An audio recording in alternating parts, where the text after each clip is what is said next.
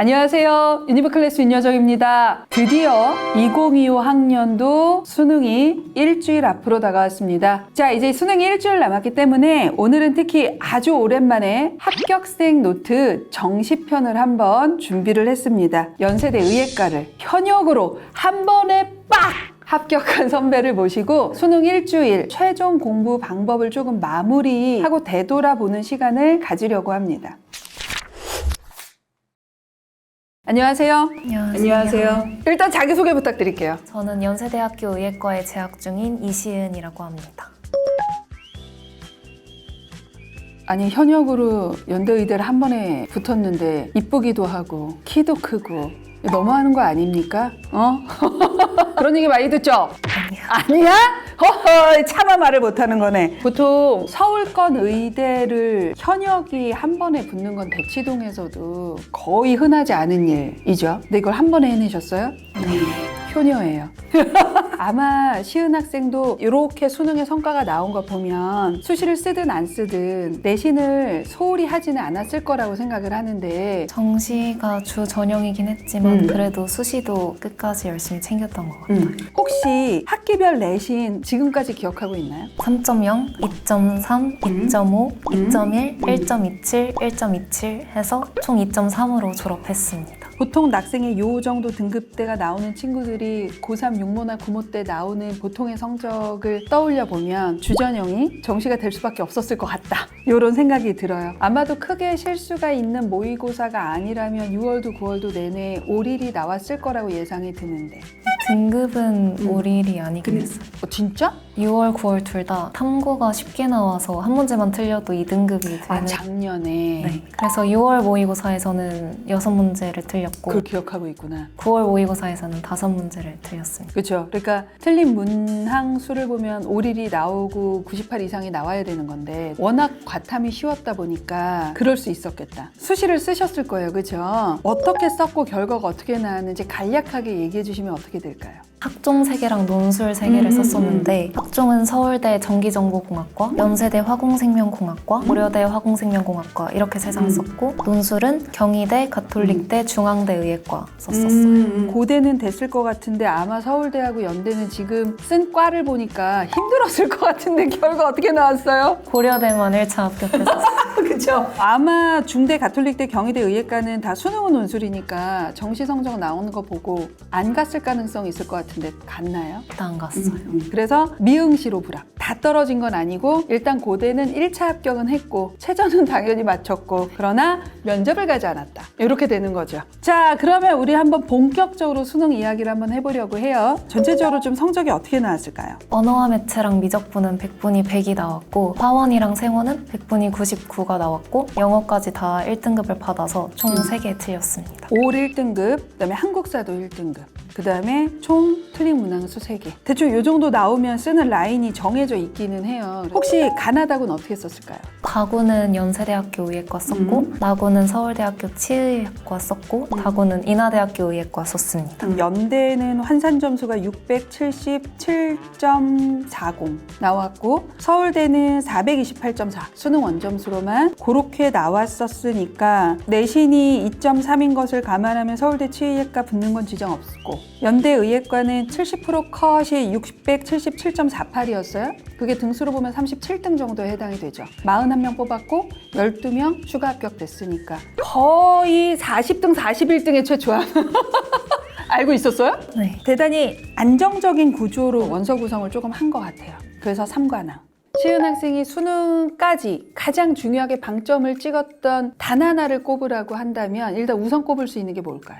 현역은 1년밖에 시간이 없으니까 저는 효율적으로 공부하는 게 되게 중요하다고 생각을 해서 남들을 따라가는 것보다 저한테 맞는 공부법을 찾으려고 노력을 했던 것 같아요. 저는 이제 고등학교 내신 준비할 때도 그랬고 대형 학원 같은 걸 다닌다기보다는 자기주도 학습 위주로 공부를 하는 게 더 저한테 잘 맞다고 생각을 해서 그런 식으로 공부를 했었고 또 개념을 완벽히 하는 게 가장 중요하다고 생각을 해서 너무 어려운 문제 푸는 거에 치중하지 않고 개념 복습도 꾸준히 했던 것 같아요. 제가 가장 강조하는 부분이거든요. 시은 학생이 막판에 개념과 문제풀이를 병행한다고 할 때 개념 공부는 주로 어떤 패턴으로 했는지를 그거를 조금 얘기해 주신다면 어떤 게 있을까요? 저는 특히 언어와 매체랑 탐구는 2학년 때 내신 과목으로 공부를 했던 것들이니까 그 당시에 필기 노트를 만들어 뒀었어요. 중간고사, 기말고사 볼 때마다 베스트. 그리고 이제 3학년 때까지 계속해서 문제 풀고 공부를 하면서 새로 알게 된 내용이나 좀 헷갈렸던 것들을 계속 보완하면서 저만의 필기 노트를 구성해 갔던 것 같아요. 그래서 막판에도 계속 그걸 반복해서 보면서 복습을 했고 그거를 마지막까지 했다. 네. 그러니까 포인트인 거죠. 수학은 좀 어땠어요? 저는 선행을 많이 안 한 편이었어서 미적분 개념 자체를 고3 올라가는 겨울방학 때 시작을 했어요. 뭐라고? 진짜? 네. 이거 희귀템인데?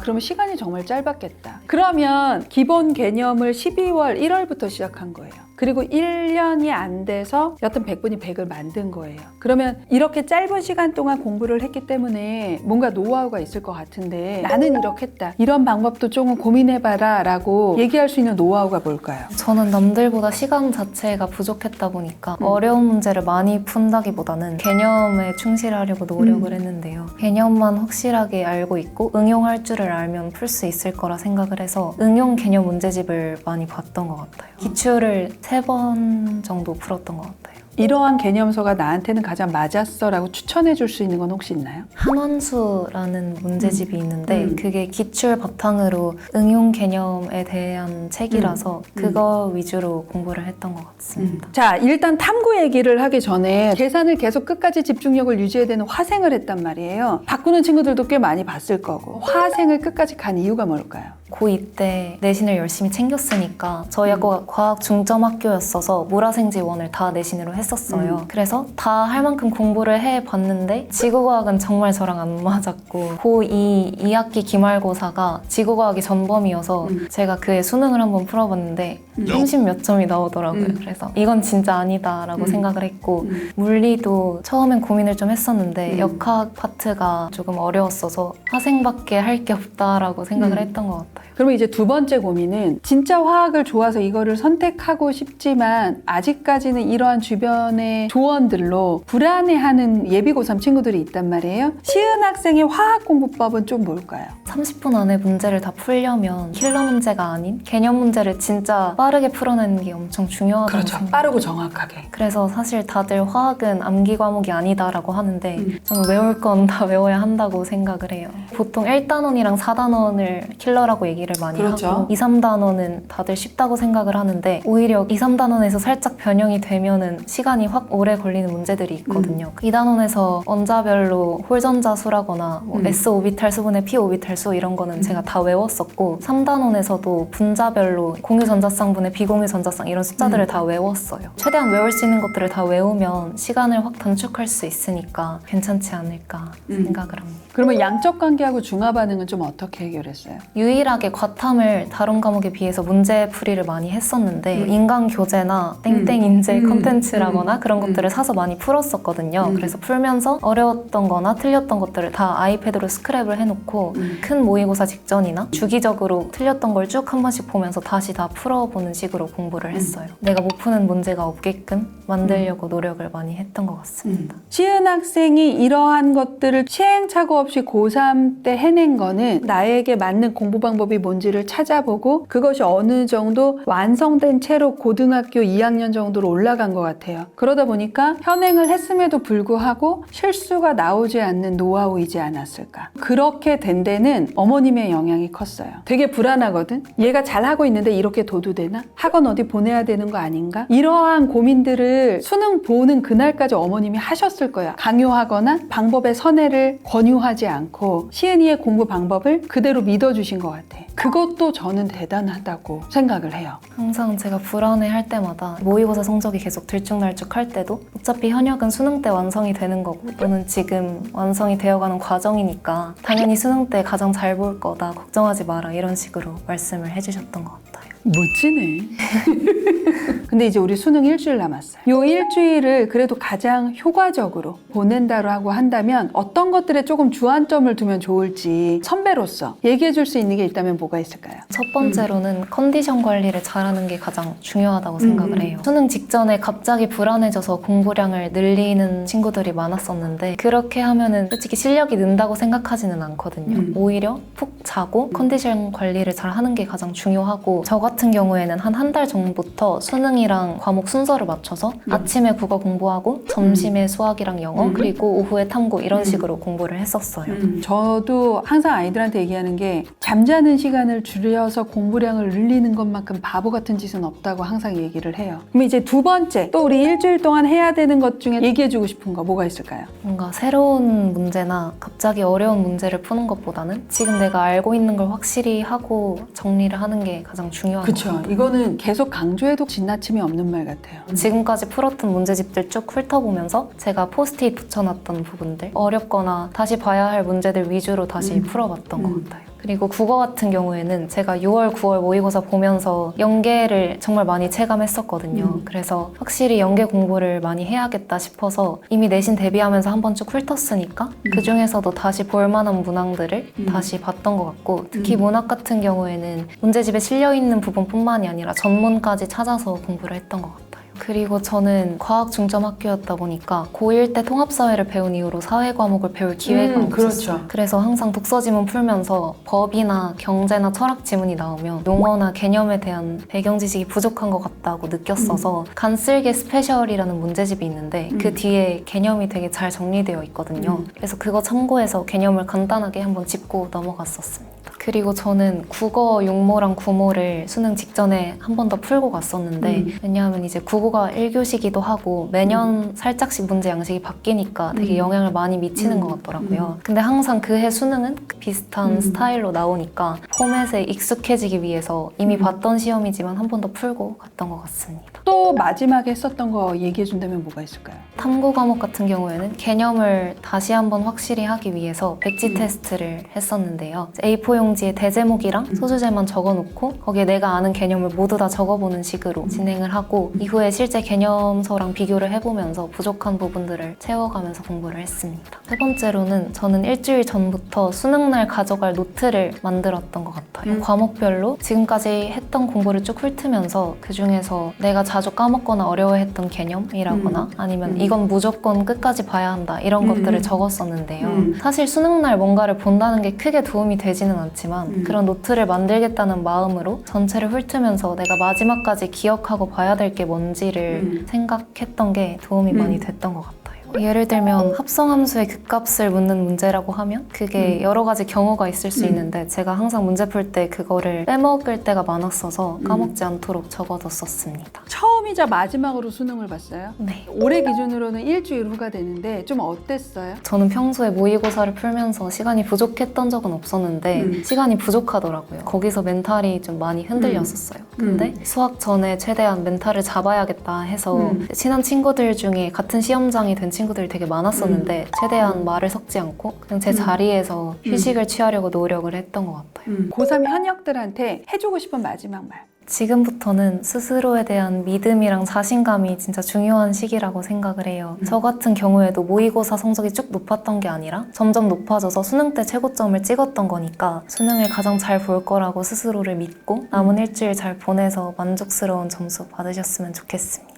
오늘 시은 학생이 얘기한 것 중에 꼭 일주일 동안 했으면 좋겠다고 제가 조금 더 강조하고 싶은 건 차탐이나 과탐이면 반드시 목차대로 백지 노트를 다 써보고 내 개념이 어디가 비어 있는지 반드시 확인하셨으면 좋겠습니다. 두 번째는 수능 특강이나 수능 완성에 나와 있는 문학 작품은 반드시 전문까지 한번 확인을 하셨으면 좋겠습니다. 마지막으로 한 번 더 강조하고 싶은 건 독서는 기본적으로 배경 지식이 탄탄하면 좀 더 빠르고 정확하게 푸는 게 있습니다. 그래서 어떤 걸 봐야 될지 모르겠다라고 하면 아까 시은 선배가 얘기한 것처럼 간슬기를 보셔도 됩니다. 반드시 인문, 사회, 과학, 기술 중에 특히나 내가 조금 부족하다고 생각하는 파트의 배경 지식은 반드시 정리를 하셨으면 좋겠습니다. 마지막까지 오래 했었던 모든 공부의 총 정리를 끝까지 하셔서 모르는 문제를 틀릴지언정 아는데 틀리지는 않으셨으면 좋겠다라는 말씀으로 수능 일주일 전 마지막 마무리와 관한 얘기를 좀 한번 해봤습니다. 오늘 너무 공부의 정석을 얘기해 주셔서 너무 고마웠어요. 기본에 충실해도 현역이 내신을 끝까지 3학년 2학기까지 챙기면서도 원하는 학교를 한 번에 갈 수 있다는 것을 온몸으로 보여준 친구인 것 같아요. 그래서 이 영상을 보는 부모님들이나 친구들이 이런 방법이 이거보단 더 쉬워 보이는데 이렇게 가볼까 하는 유혹에서 벗어나지 않을까 하는 생각이 들거든요. 자, 그런 생각이 든 분들이 마지막으로 해줘야 될 게 있어요. 그게 뭘까요? 구독과 좋아요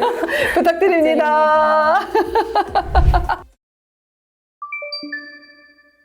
안녕하세요. 유니버클래스 윤여정입니다. 중간고사 끝난 지가 엊그제 같은데 벌써 한 달이 훌쩍 지났고요. 10일 정도가 지나면 육모를 드디어 봅니다. 고3 친구들이 실질적으로 우리 N수생들에 비해서는 학교 생활과 병행을 해서 이 육모를 보기 때문에 육모 성적이 잘 나오기가 그게 조금 어려운 것은 어쩔 수 없는 특징이기는 하지만 그래도 이 육모가 나중에 원서를 쓸 때 하나의 기준 성적표가 되기 때문에 부담감이 매우 클 것이라고 생각을 합니다. 육모를 기준으로 한 모의고사 대비 방법에 대해서 한번 얘기를 해보려고 하고요. 오늘 이러한 모의고사 대비와 관련해서 아낌없는 노하우를 주시기 위해서 멀리서 달려오신 선배님을 모시고 한번 얘기를 나눠보도록 하겠습니다. 안녕하세요. 안녕하세요. 자기소개 부탁드리겠습니다. 저는 연세대학교 교육학부의 이사학번으로 재학 중인 윤석영이라고 합니다. 대전 전민고등학교 나왔어요. 전민고등학교는 저는 지금 가끔 생기부 보는 학교인데 일단 생기부가 그렇게 나쁘지는 않은 학교. 전민고가 이제 대덕 쪽에 있다 보니까 그쪽이 충청권 최고의 학군지거든요. 꽤 유명한 학원들도 프랜차이즈로 워낙 있어서 그 학원 베이스로 수능을 대비하는 친구들이 꽤 많은 편인데 혹시 석영 학생도 그렇게 수능 대비를 했을까요? 저는 고등학교 3년 그리고 중학교까지 포함하면 6년 내내 학원 과외를 아무것도 일절 다니지 않고 혼자서 공부를 진짜? 했습니다. 네. 진짜? 네. 어머, 효녀네. 혹시 내신 성적 아직은 기억하고 있죠? 저는 1학년 1학기 때 1.29, 1학년 2학기 때 1.58, 2학년 1학기 때 1.48, 2학년 2학기 때 1.26, 3학년 1학기 때는 1.0으로 3년 내신 전교과 총합 1.37로 마무리를 했습니다. 어마무지하다. 혹시 몇 등으로 졸업했어요? 정확하진 않지만 전교 등수로는 3등 정도였던 것 같고 문과에서는 1등이었습니다. 그러면 이 정도면 수시카드 어떻게 썼는지 좀 얘기해 주실래요? 서울대학교 윤리교육과를 지역균형 전형으로 썼고 연세대학교 교육학부를 활동우수형으로 고려대학교 교육학과를 학교 추천형으로 이화여대 초등교육과를 미래인재 전형으로 서울교대를 학교 추천 전형으로 저는 6장을 다 쓰지 않고 5장만 수시카드를 적고 마무리를 했습니다. 서성한 라인은 수능에서 조금 떨어지더라도 정시로도 충분히 가능할 수 있다는 생각을 했고 제가 원하는 과 위주로 쓰자 해서 서성한을 쓰지 않고 이화여대와 교대를 쓰는 걸로 마무리를 했었습니다. 이대는 크게 문제없이 붙었을 것 같은데 다른 학교들은 결과가 좀 어떻게 나왔을까요? 연세대는 최초합을 했고 고려대는 4차 전화추합으로 붙었습니다. 서울교대는 면접을 미응시했고 서울대는 떨어졌습니다. 자, 그러면 우리 이제 중요한 게 모의고사 성적인데 왜냐면 6월 모의고사와 9월 모의고사로 저성하는 내가 정시로 갈 수 있겠다라고 판단을 했다라는 거잖아요. 혹시 6월 모의고사는 어떻게 나왔을까요? 국어, 언어, 매체 1등급, 수학, 확률과 통계가 3등급, 영어 1등급, 생윤, 윤사까지 다 1등급이었습니다. 9월 모의고사는 국어는 언어와 매체로 1등급, 수학은 하나 올라서 2등급, 대신에 영어가 하나 떨어져서 2등급이었고 탐구 두 과목은 다 1등급이었습니다. 근데 우리 수학이 85에서 94 되게 드라마틱하게 올랐어요. 100분위가 9 나올랐거든요. 네. 왜냐면 우리 6월 모의고사는 요즘에 N수생들이 그렇게 많이 들어오지 않아요. 실질적으로 9월 모의고사가 진짜로 성적대가 되는 선배들이 다 모이는 거란 말이야. 근데 거기서 그래서 보통 더 떨어지는 경우가 많은데 100분위를 9를 올렸어요. 엄청난 거거든요. 갑자기 수능 성적이 되게 궁금한데 네. 수능 성적은 어떻게 나왔을까요? 국어는 이게 2등급 문을 열었고 그리고 수학은 한 개 틀려서 1등급, 확통 1등급이었고 영어가 망해서 영어가 3위 뜨고 생일 윤사는 둘 다 1등급이었습니다. 그러니까 85에서 94에서 97까지 오른 거예요. 수학만큼은. 일단은 우리 문과 친구들이 항상 공포감을 갖고 있는 게 내신에서도 수학, 수능에서도 수학이에요. 육모 이후에 어떠한 수학 공부 방법의 변화를 조금 꾀했을까요? 일단 저는 6월 모의고사 때 제가 어떻게 문제를 풀었는지부터 냉정하게 파악을 해봤습니다. 항상 공부를 킬러 문제를 푸는 위주로 하면서 시험장에 들어갔는데 안 돼. 준킬러 문법? 지금 번호대로 하면 뭐 11번에서 14번? 이 정도 번호부터 계속 턱턱 막히면서 전혀 시험 운영을 잘못하고 있다는 생각이 드는 거예요. 아, 내가 킬러를 할 게 아니구나. 그리고 3월, 4월 교육청 모의고사에서는 그냥 찍어서 맞춘 게 많았는데 저는 그걸 잘못 착각을 하고 있었던 거죠. 안다고 착각하는 거죠. 네, 그래서 아, 이거는 진짜 내 실력이 아니구나. 6월 3등급이 진짜 내 실력이구나를 깨닫고 해결하기 위해서 제가 아이디어 노트라는 걸 쓰기 시작했어요. 근데 아이디어 노트라는 게 오답 노트랑은 좀 다른데요. 문제를 그대로 쓰는 건 아니고 문제를 풀면서 느낀 점이나 못 푼 문제에서의 막혔던 포인트들을 아이디어 노트에 적는 거예요. 6월 모의고사부터 9월 모의고사 그 사이까지의 기간에서는 과목별로 나누어서 포인트들을 이렇게 한 줄씩 썼어요. 예를 들어서 2차 함수 적분할 때 이제 넓이 공식을 적극적으로 사용해라. 뭐 이런 식으로 간단하게 아이디어를 쓰는 것에서 그쳤다면 9월 모의고사 이후부터는 제가 수능 성적을 이렇게 많이 올릴 수 있었던 데에는 실무를 많이 푸는 것에 있다고 생각을 했거든요. 실전 모의고사를 9월 모의고사 이후부터는 매일 한 회차씩 꾸준하게 풀면서 수능 거의 직전까지 실전 모의고사를 계속 풀었습니다. 실전 모의고사를 이름을 쓰고 점수를 쓰고 복기를 했는데 예를 들어서 뭐 모의고사에서 나는 몇 번부터 막혔고 몇 번에서 계산 실수가 있었고 그래서 아 원래 몇 점을 받을 수 있었는데 아쉬웠다 이런 식으로 해당 실무에 대한 복기를 자세하게 쓰면서 이 상황들을 누적시켰다고 볼 수 있을 것 같아요. 이걸 제가 계속 보면서 부족한 부분을 보완하기 위해 노력을 했고 이 아이디어들이 제가 체화가 되면서 꾸준히 공부하니까 9월 수능에서 점수가 점점 오를 수 있었어요. 그러니까 뭐 6월, 7월 이렇게 공부할 때를 보면 6월 15일이에요. 문제에서 2가지 이상의 값을 물어본다면 구간마다 함수가 다르게 정의될 수 있지 않을까 의심해 볼 것. 이런 식으로 써놓는 거예요. 내가 그날 공부한 수원과 수투에서의 가장 핵심을 이렇게 한 줄 정도로 요약해서 써놓고 이걸 계속 봤어요. 그러다가 10월 6일날 모든 문제가 다 빡빡하다고 느낌, 핵심 포인트를 남은 거지. 한 번에 안 풀리는 문제가 많아도 흥분하지 말고 하나씩 격파해 나간다고 생각할 것. 와, 이거는 정말 좋다. 실은 이런 아이디어 노트는 페이지가 그렇게 많지 않아요. 전 범위를 했다고 하더라도. 그래서 여러 번 해독할 수 있는 장점이 있고 유사한 문제가 나왔을 때 떠오르죠.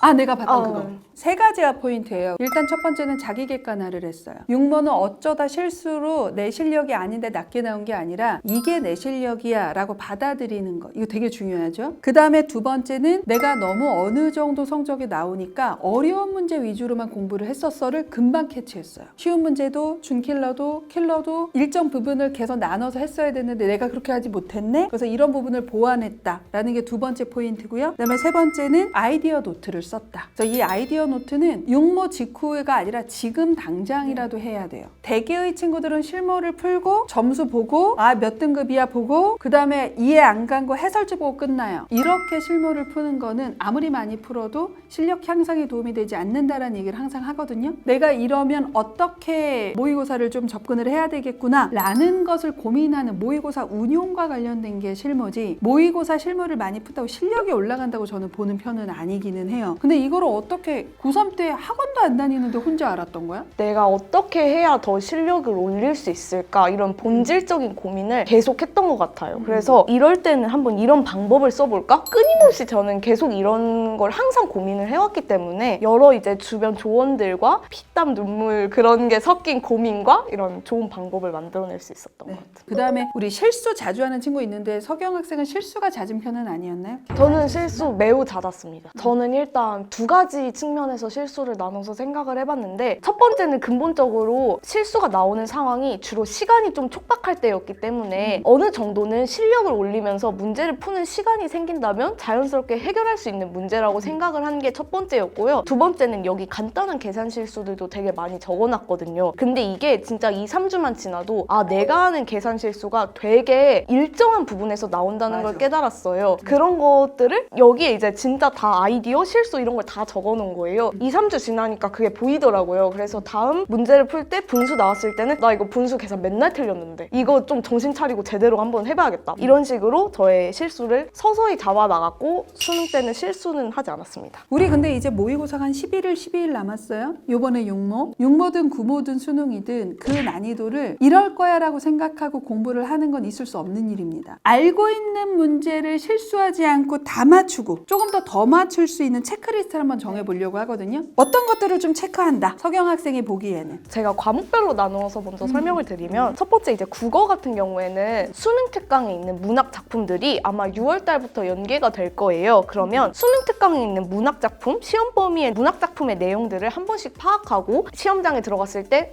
이거 내가 문학 아는 지문이다 하면서 긴장감도 훨씬 낮추고 어차피 수능 때도 연계가 되니까 이런 방식으로 연계가 되는구나 라는 거를 처음으로 아마 느끼게 될 수 있을 것 같고 수학은 워낙 편차가 커서 딱 떨어지게 말할 순 없지만 그 시험 범위까지의 실전 개념까지는 완성을 하고 시험장에 들어갔으면 좋겠고 영어는 이게 은근 영어가 다들 절평되고 나서 공부에 그렇게 신경을 쓰지 않는 경우가 있는데 꼭 듣기까지 포함한 모의고사를 몇 회차 풀어보는 가는 거를 추천드리고 싶고 사탐은 특히 생윤 같은 경우에는 항상 많이 공부하는 주요 주제 말고 완전 막 앞에 나오는 정말 틀리면 안 되는데 기억이 안 나서 틀리면 너무 아까운 그런 기초 개념들이 되게 많단 말이에요. 네, 그런 기초 개념들을 다시 한번 꼼꼼히 살펴보고 이 부분에선 확실히 점수를 세이브하겠다라는 생각으로 하시면 좋을 것 같고 마무리는 이제 뭐 주말이나 이럴 때 시간 날 때 그냥 국어부터 마지막 탐구까지 한 세트를 돌려보는 거 이걸 추천을 드리고 진짜 마지막으로 무리하지 말고 육모가 사실 잘 만들어진 실무 한 세트라고 생각을 했거든요. 보통 실무 한 세트를 보는데 막 무리를 하진 않잖아요. 그러니까 하고 있는 페이스를 유지하시면서 컨디션 조절을 꼭 해야 한다는 말씀을 드리고 싶습니다. 우리 6월 모의고사가 잘 나와도 문제고 못 나와도 문제예요. 자기 실력대로 나오는 게 솔직히 최고인데 이게 못 나오면 9월 모의고사 전 여름방학 때 그 불안감이 너무 커져요. 너무 잘 나오면 또 특히나 잘 나온 과목이 있을 때 이 과목은 나는 됐어!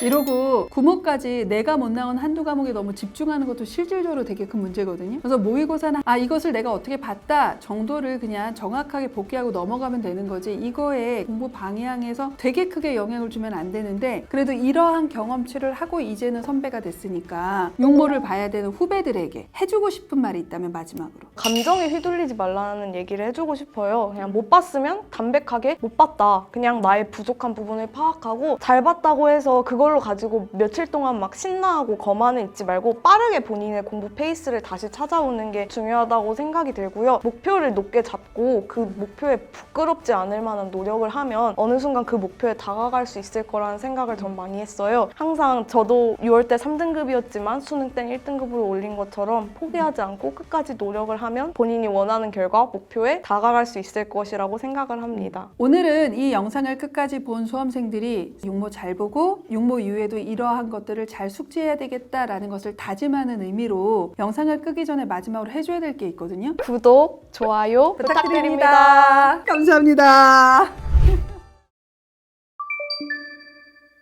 때는 어디든지 쓰면은 붙을 수 있지 않을까. 서울대 경제학부는 쓰면 붙지 않을까. 다른 의예과 같은 경우에는 이런 면접 상황에서 얼마만큼 잘할 수 있는가 이런 거를 좀 스스로 확인해 보고 싶어가지고 지원했었던 성격도 있는 것 같습니다.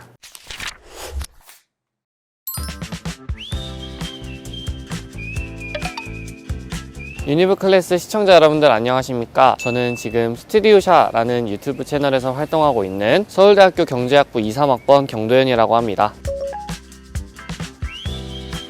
오늘 어떤 이야기를 해주실 수 있을까요? 오늘은 제가 느꼈던 수능 꿀팁들을 많이 드려보도록 하겠습니다. 네, 그러면 내신은 좀 학년별로 어땠나요? 2.4, 1.8, 2.2, 1.1, 1.2 이렇게 받았습니다. 총 내신이 몇 점이었나요? 1.78 정도가 나왔습니다. 수시는 좀 어떻게 썼나요? 서울대학교, 고려대학교, 성균관대학교, 건국대학교, 동국대학교 수학교육과로 지원을 했고요. 연세대학교는 수학과를 지원했습니다. 자, 그러면 수학교육과로 이렇게 다 쓴 이유가 있었나요? 고등학교 수학 선생님을 지망하고 꿈을 가지고 있었던 사람이었기 때문에 그래서 수시 카드는 모두 수학교육과 혹은 수학과로 지원하였습니다. 그러면 수시 결과를 말씀해 주세요. 서울대학교와 고려대학교는 1차를 합격하여서 면접을 응시하지 않았고요. 그다음에 성균관대학교, 건국대학교, 동국대학교는 논술을 응시하지 않았고 연세대학교는 1차에서 떨어졌습니다. 서울대 수학교육과는 1차 합격을 해서 그래도 면접 한번 갈 법한데 안 간 이유가 있을까요? 사범대를 가게 되면은 진로가 결정되는 느낌이어가지고 사범대가 아닌 대학교를 우선 진학을 해서 더 길게 시간을 두고서 고민을 해본 다음에 그런 다음에 나중에 대학교 졸업할 때쯤에 제 진로를 결정해도 되지 않을까 하는 생각이 들어서 면접을 응시하지 않았습니다. 그러면 도현 학생의 수능 공부 비법을 본격적으로 알아보기 위해서 스터디 카페로 장소를 옮겨보겠습니다.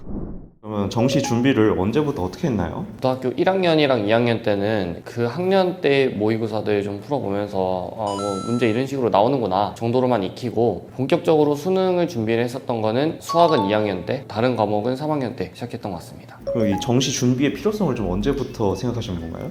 원하는 대학교를 가기에는 수시 성적이 살짝 모자른 느낌이어가지고 언제든지 보험용으로 정시를 공부해야겠다 하는 생각을 가지고 있었어가지고 수시 공부를 하지 않을 때는 정시에 최대한 집중을 하면서 대안을 만들어 두려고 했습니다.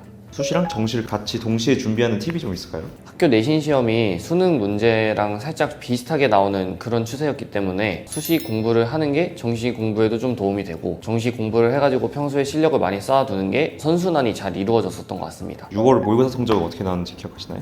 국어랑 물리학은 2등급을 받고 나머지는 1등급을 받았던 걸로 기억하고 있습니다. 9월 모의고사 성적은 어떻게 나왔나요? 국어랑 화학도 2등급이었던 것 같고 나머지는 1등급을 받았었던 걸로 기억합니다. 본인은 좀 어떤 식으로 공부했는지 플래너를 좀 소개해 줄 수 있을까요? 플래너를 가지고 왔는데 3학년 때 썼었던 플래너거든요. 사실 이것도 달력인데 그거 개조해가지고 플래너로 쓰는 거예요. 아무런 연습장이라도 그냥 하나 놨다가 내일은 이거 공부하면 되겠다 뭐 이런 정도만 써두고 했으면은 형광펜으로 지우고 그런 식으로 공부를 했었던 것 같습니다. 일단은 공부량 같은 거를 좀 조절하는 데 좀 도움이 됐었던 것 같아요. 예를 들어서 하기 싫은 공부는 좀 잘 미루고 잘 안 하게 되잖아요. 근데 플래너를 안 쓰면은 그거를 제가 며칠 동안 안 했는지 몰라요. 그래가지고 플래너를 씀으로써 내일은 요거를 좀 우선순위에 두고 좀 먼저 공부해야겠다 이런 생각도 좀 할 수가 있게 되고 또 다른 장점으로는 뭐 예를 들어서 실전 모의고사 같은 거를 샀을 때 어느 정도면은 다 풀 수 있는가 뭐 오늘 하나 풀고 그 다음에 또 하나 풀고 이러면은 이번 주 안에 몇 개 정도 풀 수 있겠다 이런 식으로 실무 양 조절하는 데도 좀 도움이 됐었던 것 같아요. 그러면 이제 수능 한 달 전 루틴은 좀 어땠나요? 아침 시간에는 매일 가가지고 제가 만든 단어장을 보거나 화법과 작문을 한 세트씩 풀면서 국어 머리를 좀 예열을 시켜주는 그런 작업을 했었고요. 하루에 학교에 가가지고 볼 수 있는 실전 모의고사들 있잖아요. 국어, 수학, 영어 그리고 탐구 두 과목이니까 각각 한 개씩 이렇게 보면은 학교 일과 시간이랑 딱 동시에 끝나거나 혹은 제가 조금 늦거나 이렇게 되더라고요. 저녁에는 탐구 모의고사를 한 세트씩 더 풀거나 국어 연계 교재나 기출문제나 이런 것들을 마지막으로 최종 점검하고 복습하면서 그렇게 저녁 시간을 보냈습니다. 수능 당일에 혹시 본인만의 준비 방법이 있었나요?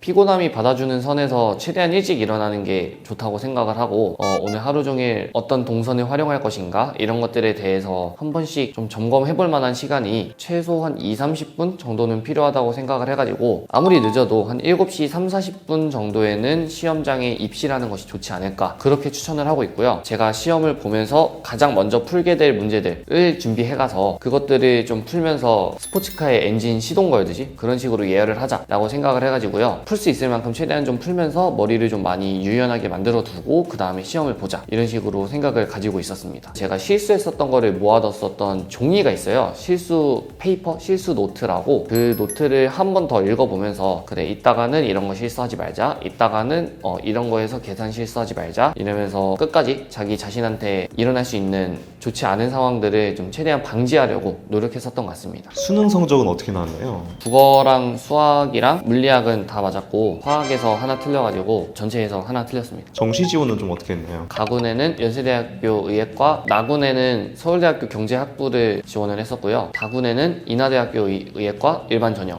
이렇게 3장을 썼습니다. 연세대학교는 1차를 붙었었고 면접에서 최종 탈락을 했었고요. 나군, 서울대학교 경제학부는 최초 합을 했었고 인하대학교는 예비번호를 82번인가 83번을 받아가지고 마지막에 전화 추합을 받았습니다. 이 정시 지원할 때 뭐 어떤 생각으로 이렇게 지원하신 건가요? 그때는 어디든지 쓰면은 붙을 수 있지 않을까 이런 식으로 생각을 하고 있었어가지고 서울대 경제학부는 쓰면 붙지 않을까 이런 식으로 생각하고 있었고 다른 의예과 같은 경우에는 붙더라도 면접이나 이런 것들을 통해서 뭐 입시판에서 좀 최대한 경험할 수 있는 걸 좀 다 경험해보고 이런 면접 상황에서 얼마만큼 잘할 수 있는가 이런 거를 좀 스스로 확인해보고 싶어가지고 지원했었던 성격도 있는 것 같습니다. 이제 과목별 공부법이 좀 궁금한데 국어는 좀 어떻게 공부했나요? 실질적으로 수능에서 활용했었던 방법은 지문 위에 모든 정보를 도식화해서 표현해두는 방법을 저는 가장 도움이 됐었다라고 말을 하고 싶습니다. 2024학년도 9월 모의평가지인데 두 문단만 제가 어떻게 읽었었는지 한번 예를 들어서 설명드려보도록 하겠습니다.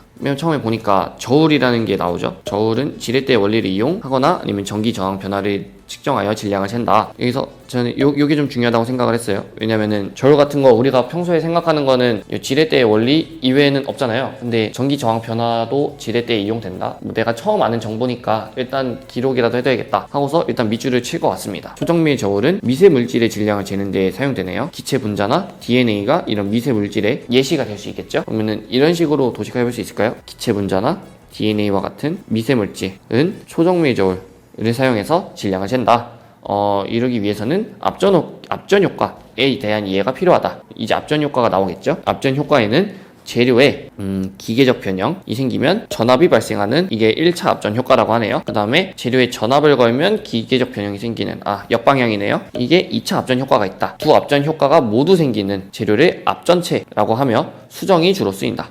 저는 이 정도 도식화를 하고 넘어갈 것 같습니다. 이렇게 하면은 이 두 문단에서 말하고 있는 그런 내용들을 요 그림 하나, 요 그림 하나 이런 식으로 정리를 압축을 할 수 있었던 거죠. 그렇게 해서 문제를 읽을 때는 두 개의 도식화만 가지고서 문제에 접근을 하고 문제에서 접근을 하다가 뭐 만약에 이게 뭐였더라 하는 생각이 들면은 지문이 아니라 이 필기를 참고를 해가지고 문제를 푸는 그런 전략을 저는 선택했었습니다. 그러면 수학은 어떻게 공부했나요? 가장 중요하게 생각했었던 것이 바로 출력 속도거든요. 예를 들어서 어떤 조건이 있고 어떤 상황이 있으면은 이 생각을 해야 되는구나 라는 걸 알았으면은 이제 그 생각을 빨리빨리 할 수 있는 그런 연습을 저는 좀 많이 했었던 것 같습니다. 출력 속도가 빠르면은 읽으면서도 뭔가를 할 수가 있기 때문에 문제를 다 읽고 났더니 아무것도 남지 않아 머릿속에 이런 경우가 정말 없어져요. 제가 아까 말씀드렸었던 문제를 읽고서 떠올려야 되는 것들을 빨리 떠올리는 그런 것들의 예시를 한번 들어볼 수 있을 것 같은데 등비 수열이 있는데 이 식이 주어져 있잖아요. 문제를 어떤 식으로 푸냐면은 AN의 일반항을 A 곱하기 R의 n-1제곱 이런 식으로 쓰고 미지수를 대입해가지고 풀고 그런 방법이 하나가 있죠. 이 식을 봤을 때 뭔가 내가 알고 있는 개념의 출력 속도를 키우려면 이 식을 보고서 이거를 바로 떠올려서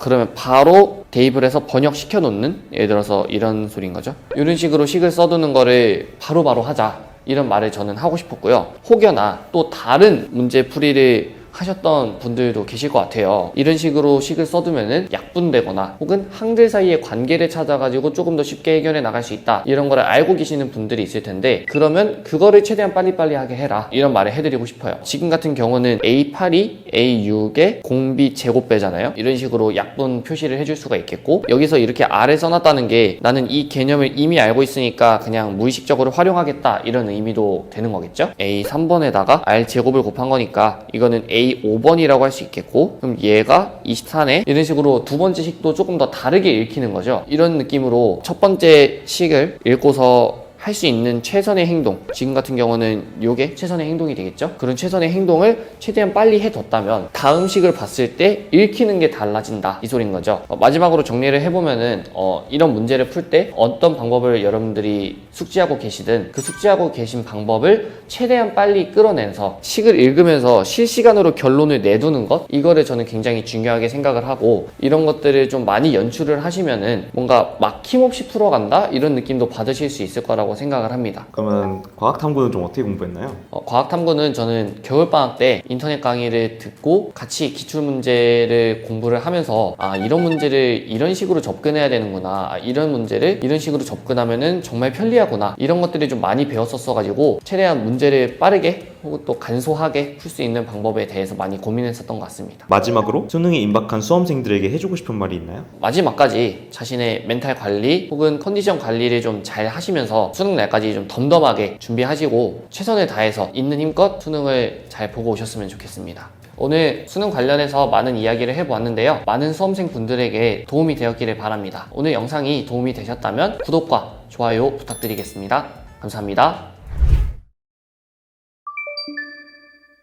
안녕하세요. 유니브 클래스 윤여정입니다. 2024학년도 수능이 100일밖에 남지 않았습니다. 교과나 종합을 쓰는 친구들도 정시 파이터들 못지않게 수능에 집중할 수 있는 시기입니다. 우리 작년에 끝까지 포기하지 않고 공부를 해서 수능 최저를 맞추고 새내기 생활을 즐겁게 하고 있는 학생을 모시고 어떻게 수능을 공부했는지 그 노하우를 들어보도록 하겠습니다. 안녕하십니까? 안녕하세요. 오랜만에 뵀는데 네. 네. 처음 보는 친구들도 있을 테니까 자기소개 한 번만 더 부탁드릴게요. 안녕하세요. 저는 저번에 생기부 도움닫기 컨텐츠에 출연했던 서강대학교 시스템 반도체 공학과 23학번 권혁이라고 합니다. 처음 보는 친구들도 있어요. 그렇죠? 네. 그래서 우리 권혁 학생에 대해서 좀 제가 간단하게 좀 말씀을 드리면 운암고 졸업했고요. 3학년 1학기 때 조금 떨어져서 1.42. 그렇죠? 그전에는 더 등급이 좋았었고. 그중에서 고대 학교 추천. 최저를 맞췄음에도 불구하고 떨어진 이상한 경험을 한번 했고요. 서강대, 성대, 중앙대, 경희대, 서울시립대는 일단 교과 전형이 2개, 경희대 시립대는 최초 합했고 나머지 위에 3개 학생부 종합 전형은 추가 합격을 해서 총 5장을 합격한. 고대 붙고 서성 한 분 떨어지는 건 되게 흔한 일인데 서성을 붙고 고대를 떨어지는 그러한 불합을 경험하긴 했어요. 그때는 우리가 수능 최저는 조금 간단하게 정리하고 넘어갔었는데 작년 이맘때로 돌아가서 이때 내가 수능 최저를 해서 어떻게 했고 어떠한 마음가짐이었는지를 조금 더 자세하게 좀 얘기를 해줘서 오늘 조금 자극도 주고 힘도 네. 주는 그러한 얘기를 한번 해보려고 합니다. 네네. 일단 수능 최저 이야기를 한번 해볼게요. 네. 혁이 학생이 맞췄어야 됐던 수능 최저는 고려대가 당시에 3합 7이라는 그쵸. 걸 요구하고 있었는데 경희대가 2합 5, 서울시립대가 고려대랑 똑같이 3합 7인데 과탐은 하나만 반영하는 그렇지. 식으로. 네. 그렇죠. 일단 가장 목표로 잡았었던 건 탐구 2개 평균이 포함된 고대 학추를 맞추자. 그리고 이거를 맞추면 당연히 시립대하고 경희대는 자동 맞출 수 있는 거니까 네네. 아마 혁이 학생도 이때쯤 이제 막 고대 맞추는 게 아마 목표였을 거예요. 자, 근데 우리가 이제 요맘때 이제 3합 7의 수능 최저를 맞추는 친구들 중에 이미 3모, 4모, 6모, 7모로 다 맞춰본 친구들도 있고 네. 아직까지 한 번도 맞춰보지 못한 친구들도 있어요. 네. 혁이 학생은 어디에 들어갔었던 거죠? 한 번도 맞춰보지 못한 케이스에 가까웠죠, 사실은. 네. 작년 6모죠. 화작 3, 미적 4, 영어 2, 정법 6, 지구과학 7이었고 9월은 화작 4, 미적 4, 영어 3, 화원 7, 지원 2 이렇게 나왔네요. 자, 일단 6모와 9모를 보면 전반적으로 등급이 하나씩 떨어졌어. 지금 돌이켜보면 왜 내가 6모 대비 9모에 이렇게 떨어졌을 것이다 라고 생각할 수 있었던 뭔가 원인들이 있었을까요? 저도 많이 생각을 해봤었는데 크게 2가지 정도. 첫 번째는 이제 학생회 활동, 뭐 여러 가지 생기부에서 특장점이 있을 수 있겠지만 최저를 맞추고 수능을 공부하는 데 있어서 약간은 방해 요소가 되었던 것 같고 두 번째는 뭐 완전 부정적인 영향은 아니었지만 그래도 연애라는 거를 조금 거의 1년 가까운 기간 동안 지속을 하면서 거기에 조금 더 치중을 하고 살다 보니까 공부는 약간 놓게 되지 않았나 그런 생각이 들었어요. 그러면 이제 9모 이후에는 정말 발등에 불이 떨어진 상황이 된 거예요. 자, 그러면 우리 한번 볼게요. 국어부터 그러면 어떤 걸로 줄여서 내가 이것만큼은 끝내자라고 생각을 했을까요? 네, 일단 국어는 당연히 뭐 모든 고3 학생이 풀겠지만 수능 완성, 수능 특강 이렇게 교재 2개는 풀고 갔던 것 같고요. 그리고 모의고사 이렇게 6월, 9월 수능 이렇게 모아져 있는 3개년 기출 문제집이 있어요. 그거는 이제 하나도 빠짐없이 모든 문제 다 풀었던 것 같습니다. 수학은 아무래도 이전부터 등급이 계속 크게 변하지 않고 유지되고 있던 상황이라서 3점짜리는 아무래도 제가 어찌저찌 맞추는 상황이었다 보니까 이제 4점짜리 조금 고난도 문제 위주로 계속 훈련을 하자는 식으로 공부를 했던 것 같습니다. 한 문제라도 더 맞추기 위해서는 그래도 이제 어느 정도 4점짜리 중에서 너무 어렵지 않은 문제를 풀어보고 그 중에 좀 맞춰보자 전략이었네요. 그러면 요 고난이도 문제는 어디 걸 좀 주로 풀었을까? 그냥 여태까지 교육청에서 나왔던 기출 문제들 위주로 풀었던 것 같습니다. 자, 영어는요? 이전까지도 계속 학원을 다니고 있었고 당시에도 학원을 그래도 꾸준히 나가던 상황이었기 때문에 EBS에서 나온 봉투 모의고사 3회분 정도가 들어있는데 네. 이거를 전부 다 풀고 시험장에 들어갔던 것 같습니다. 우리 지금 이제 수능이나 또는 아직은 내가 좀 등급이 낮아서 최저를 좀 맞춰야 된다라고 할 때 지금 수준이면 친구들이 요 시기면 갑자기 풀모를 풀거나 사설 모의고사나 막 컨텐츠를 막 사서 풀거나 하는데 그거보다는 우리 혁이 학생이 하는 것처럼 기본에 충실한 문제집을 푸는 게 가장 좋은 전략이었다. 네. 만약에 이때 이게 아니라 다른 문제집을 전략적으로 잡았으면 조금 더 실수가 네. 나왔을 수도 네, 있어. 힘들었을 것 같아요. 그래서 문제집 선정은 정말 되게 잘했다. 과탐은 포기했다. 과탐은 네, 아무래도 선택과 집중이라는 키워드를 항상 마음속에 두고 살다 보니까 그래서 수능 성적은 어땠어? 네, 일단 화법과 작문을 그대로 선택을 해서 백분위를 97로 1등급을 받았고요. 그 다음에 미적분은 4등급에서 한 등급 올라서 백분위 85에 3등급을 받았고 영어는 1등급, 화학은 6등급, 지구과학은 4등급을 받았습니다. 그래서 최저를 맞췄네? 대단한 거 아니야?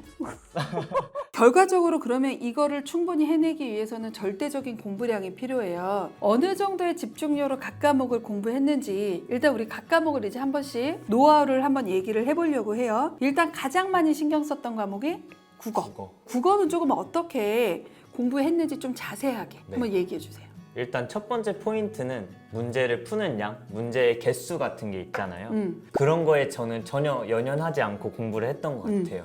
그리고 예를 들어 문제가 있고 지문이 굉장히 길잖아요, 국어에서는. 이게 왜 답인지를 찾는 것보다 그 글 자체를 이해하는 것에 시간을 정말 많이 썼던 것 같아요. 비문학은 정말 한 문단을 읽고 그걸 온전히 이해한 다음에 옆에 저의 말로 정리를 해놓고 문제를 풀기 위해 글을 읽는다기보단 글 자체에서 재미를 느끼고 내용 정리하고 이런 거에 초점을 뒀던 것 같아요. 근데 또 문학은 좀 다르잖아요. 문학 같은 경우는 선지식이 있는 형태로 푸는 거잖아요. 문학 경우에는 좀 어떻게 한 거예요? 문학은 어떤 모든 단어 하나하나를 이해하려고 하면서 시간을 쓰기보다는 다른 부분에서 힌트를 조금 더 얻어서 생각을 많이 해보는 식으로 했던 것 같아요. 그러면 우리 한번 요 문학하고 비문학 작년 이맘때로 돌아가서 내가 이렇게 공부를 했어 라고 한번 예를 들어서 한번 설명을 해주면 좋을 것 첫 번째 지문 먼저 해보려고 하는데요. 앞서 말씀드린 것처럼 한 문단 한 문단 정리하는 걸 포인트로 뒀어요. 신경과학의 발달과 함께 등장한 동일론에서는 이렇게 쭉 이어서 중요한 문장은 여기서부터 나오죠. 기능주의, 과거의 개념을 바꾸고 새로 등장하게 된 개념이기 때문에 기능주의가 저는 중요하다고 봤어요. 그래서 기능주의의 개념인 정신 상태가 물리적으로 다양하게 구현될 수 있다. 사실 근데 물리적으로 다양하게 구현될 수 있다라는 말이 직관적으로 와닿는 말은 아니잖아요. 그래서 저는 기능주의, 정신,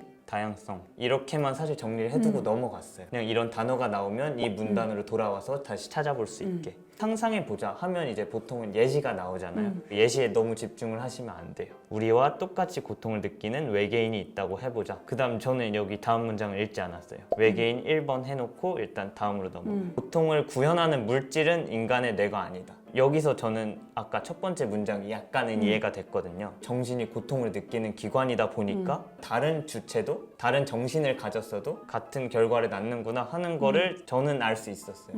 저의 말로 바꿔서 이것도 계속해서 읽어왔고 그래서 그 정도만 정리를 해놨어요. 정신은 물질과 어떤 구성 물질과 관련이 없다라는 말로 정리를 했습니다. 간단한 말로 정리를 하는 게 저한테는 훨씬 직관적이고 와닿아서 이런 식으로 풀었고요. 그래서 두 번째 문단 사실 이 정도로 정리를 끝냈습니다. 그 다음에 이제 마지막 기능주의에 대해서 정리하는 부분이 나와요. 인공지능 연구, 이게 또 하나 제시되는 키워드이기 때문에 이건 체크를 해두고요. 인간과 구조나 재료는 다르더라도 앞서 말씀드렸다시피 물질과 연관이 없기 때문에 구조나 재료가 달라도 똑같은 정신을 구현을 할 수가 있겠죠. 기능주의는 인공지능 연구에 긍정적인 영향을 끼친다. 이 정도로만 정리를 하고 넘어갔어요. 그리고 이거랑 관련된 다음 문제가 있는데 보통 이런 선지를 보면 맞는 걸 찾으려고 하기보다는 틀린 걸 찾는 게 훨씬 도움이 많이 되는 게 있어요. 두 번째 선지를 보면 물리적 물질들의 종류를 파악하려 했다. 이게 사실 헷갈릴 수 있는 포인트가 상관없는 뭐냐면 거잖아요. 상관없다고 저는 정리를 해놨기 때문에 당연하게 넘어갈 그치. 수 있는데 이런 예시들, 아까 외계인 이런 예시들에 집중하고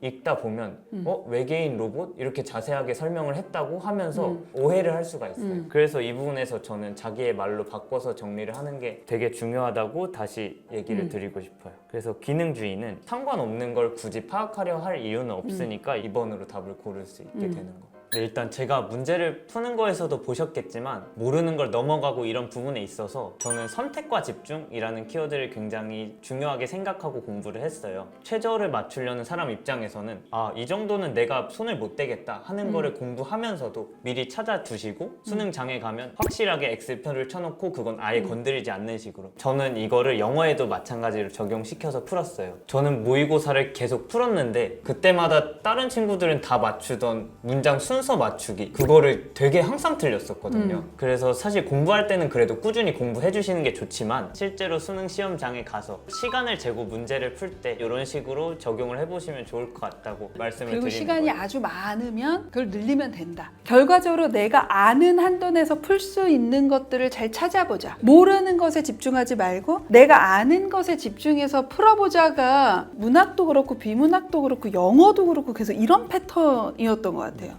되게 몰랐나? 정확하게 말씀을 하셔가지고 그치. 딱 들어보니까 네. 계속 그런 패턴이야. 네. 그러면 남은 100일 어떻게 수학 공부를 했을까요? 수학은 아무래도 너무 취약한 과목이었어요, 저한테는. 4점짜리를 내가 정말 많이 맞춰서 1등급, 2등급까지 올라가는 건 힘들겠다 싶었어요. 이런 생각을 항상 가지고 3점짜리는 계속 꾸준히 풀었고요. 공부할 때 4점짜리를 그럼 생각을 많이 하면서 이 답이 왜 나왔고 학원 선생님의 도움도 구하면서 과정에 집중을 해서 공부했던 것 같습니다.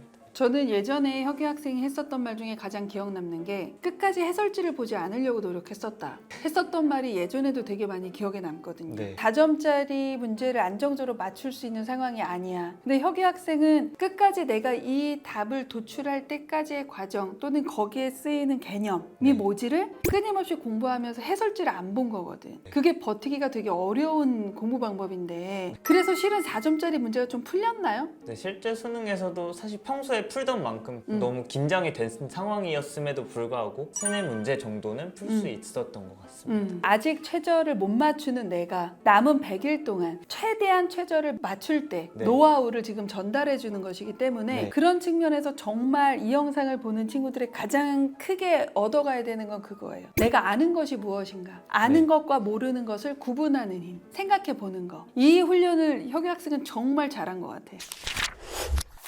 오늘은 딱 100일이 남았을 때 남은 100일 동안 좀 어떻게 해야 하는가에 대한 노하우예요. 그러니까 요 시기에 있는 진짜 지금 고3 친구들한테 대학생이든 내가 해주고 싶은 말이 있으면 좀 마지막으로 해줬으면 좋겠어. 불안함이 정말 클 거예요. 저도 그랬고. 근데 남들이 하는 거를 내가 보고 그들이 하는 게 맞는 건가? 내가 하는 건 틀린 건가? 이런 생각 때문에 사실 드는 불안함이 제일 많다고 생각을 하거든요. 최저를 맞춘 학생들도 전부 다 개개인의 노하우, 방법이 다르고 공부 시간도 다르고 어떻게 했는지도 다르고 그래서 본인이 어떤 사람인지 스스로 얼만큼 하면 어떤 결과를 낼 수 있는지 본인 스스로에 대해서 공부를 해보시고 나에게 맞는 공부 방법은 뭘까? 이런 식으로 많이 생각을 해보셔서 스스로에게 맞는 방법을 찾으셨으면 좋겠습니다. 우리 남은 100일을 정말 할 수 있다는 믿음을 갖고 중간고사나 기말고사의 전날처럼 100일을 산다면 못 맞출 최저는 없습니다. 남은 100일을 현명하고 효율적으로 지내시고 꼭 원하는 수능 최저를 맞추셨으면 좋겠습니다. 이 영상을 보는 수능 최저를 준비하는 우리 모든 입시생들이 네. 그치 내가 할 수 있다라는 믿음을 가지고 네. 마지막에 버튼을 눌러보기로 해요.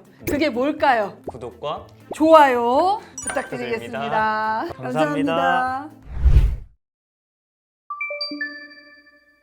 안녕하세요. 유니브 클래스 윤여정입니다. 이제 9월 모고, 그다음에 10월 모고도 끝났고 수능이 다가오는 시즌이기 때문에 정시 얘기를 좀 해보려고 합니다. 그래서 오늘은 첫 시간입니다. 정시생 노트라고 하는 새로운 프로그램을 시작을 하려고 하고요. 정시 파이터로 수능을 준비하고 그다음에 요 남은 시기 동안 무엇을 어떻게 정리했고 일상생활의 패턴은 좀 어땠고 마인드는 어떻게 컨트롤을 했고 그래서 내가 원하는 학교에 간 22학번 선배님들과 더불어서 정시생의 노트 그 1탄 오늘의 학생을 만나보도록 하겠습니다.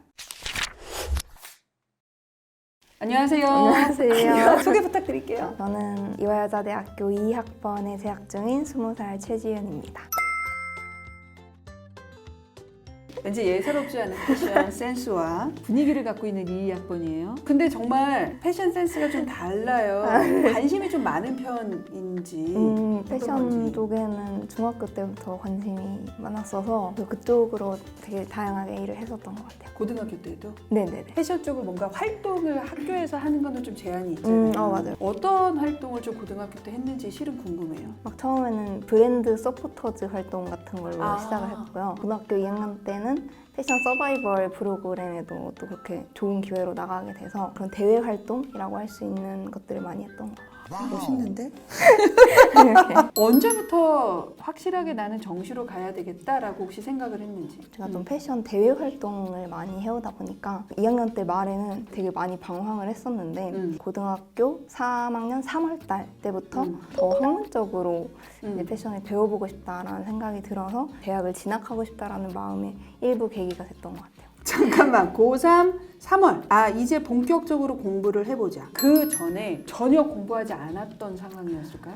그러니까 내신 때 잠깐 공부하는 거 중학교 때는 그래도 공부를 조금 했었기 때문에 국어랑 영어 정도는 그래도 공부를 완전 안 한 것까지는 아닌 상태였어요. 근데 수학이나 뭐 탐구나 이런 거는 기본적인 개념이나 베이스가 필요하다 보니까 그거는 좀 많이 준비 안 돼 있었던 상태였어요. 그때 본 모의고사 등급 혹시 기억해요? 그러니까 고3, 3월만이라도. 고3, 3월 그 수학이 6등급이었어서 충격적이어서 그것만 기억이 나요.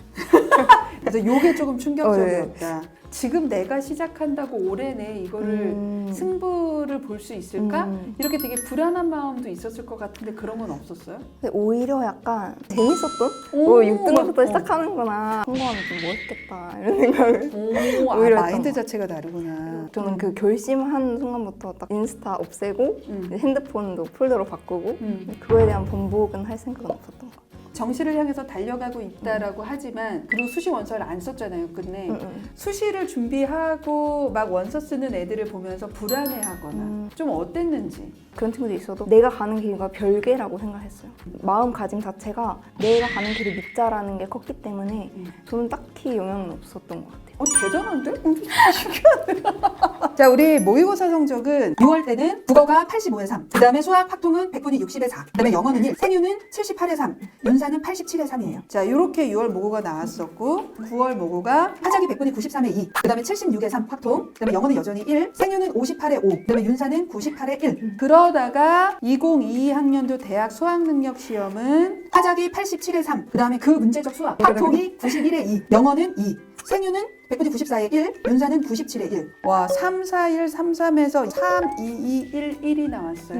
네. 우리 보통의 편견, 너네들이 제일 잘 보는 모의고사 성적은 3월 3월이다. 모의고사 성적이다 라는 것을 의연하게 깨버린 네, 그런 성적표네요. 다음으로 우리 지원 현황을 보면 정시도 너무 극단적이야. 일단 가구는 연대 영어 영문, 나구는 이대 통합선발 인문, 네, 자전 이거 썼고 다구는 안 썼어요. 보통 이러면 중대 간호를 쓰거나 다군에 있는 그 라인을 쓰는데 다군을 아예 안 쓴 이유는 뭐예요? 저한테는 이제 이대가 마지노선이라고 생각을 했고 아니면 재수다 이런 느낌. 그러면 중대는 쓸 수 있잖아.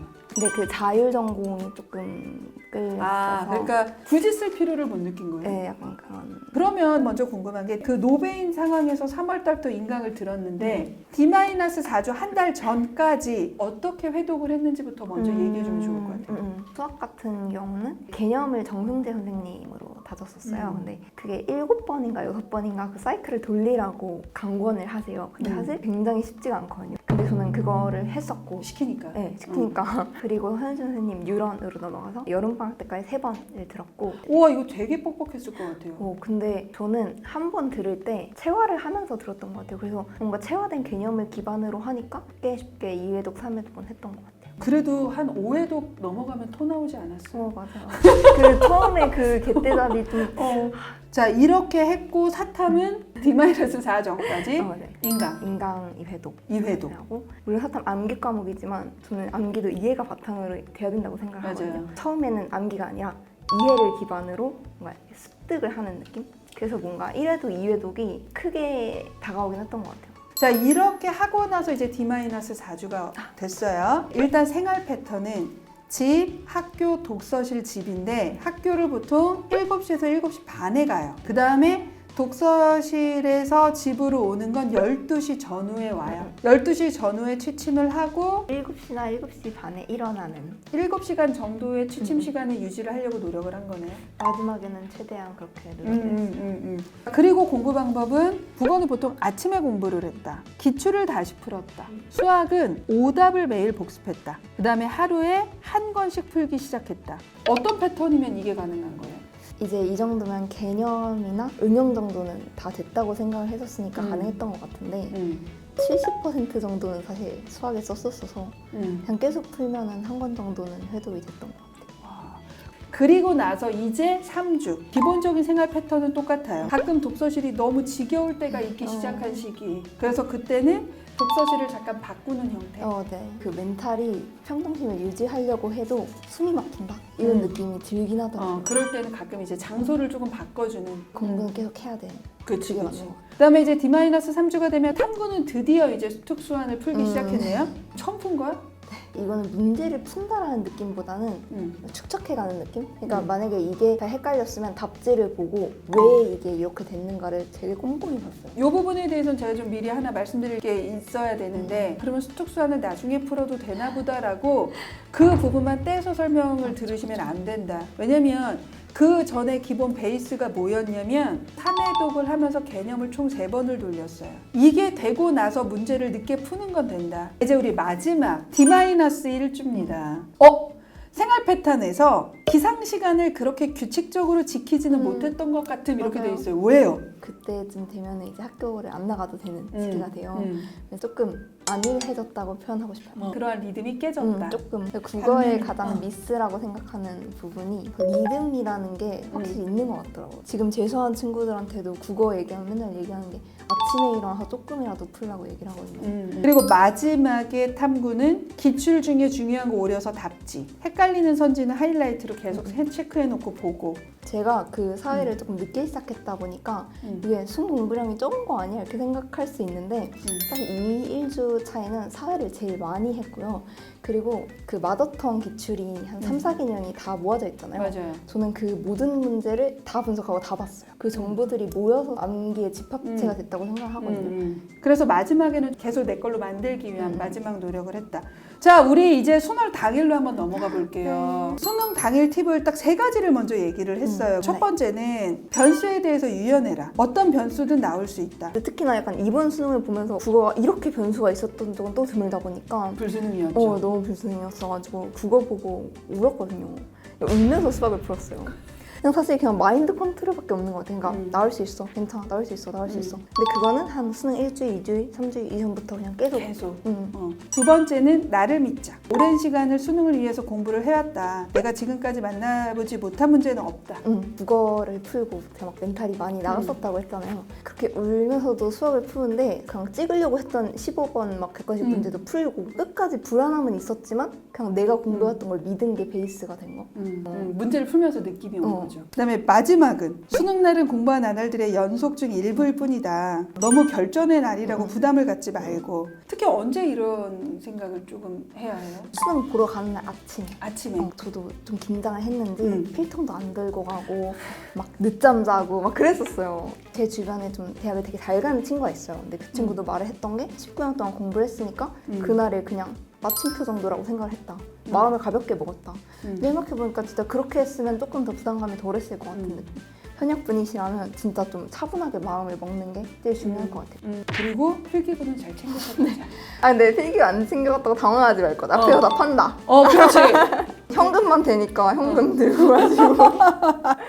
여태까지 1년 동안 공부한 얘기를 한번 총 정리한 것 같잖아요. 그쵸, 지훈 그쵸. 학생도. 근데 좀 소감이 어땠어요? 저도 이렇게 쓰면서 열심히 한 거에 대한 후회는 아닌데 음. 조금 더 효율적으로 할 걸? 약간 이런 생각을 많이 했었단 말이에요. 제 친구들도 재수한 친구 되게 아이고, 많아가지고 음악 많죠. 너무 많아요. 음. 그래서 진짜 너무 잘 됐으면 좋겠고 다 하던 대로 공부 많이 해왔던 거니까 자기 믿고 너무 응원하는 마음입니다.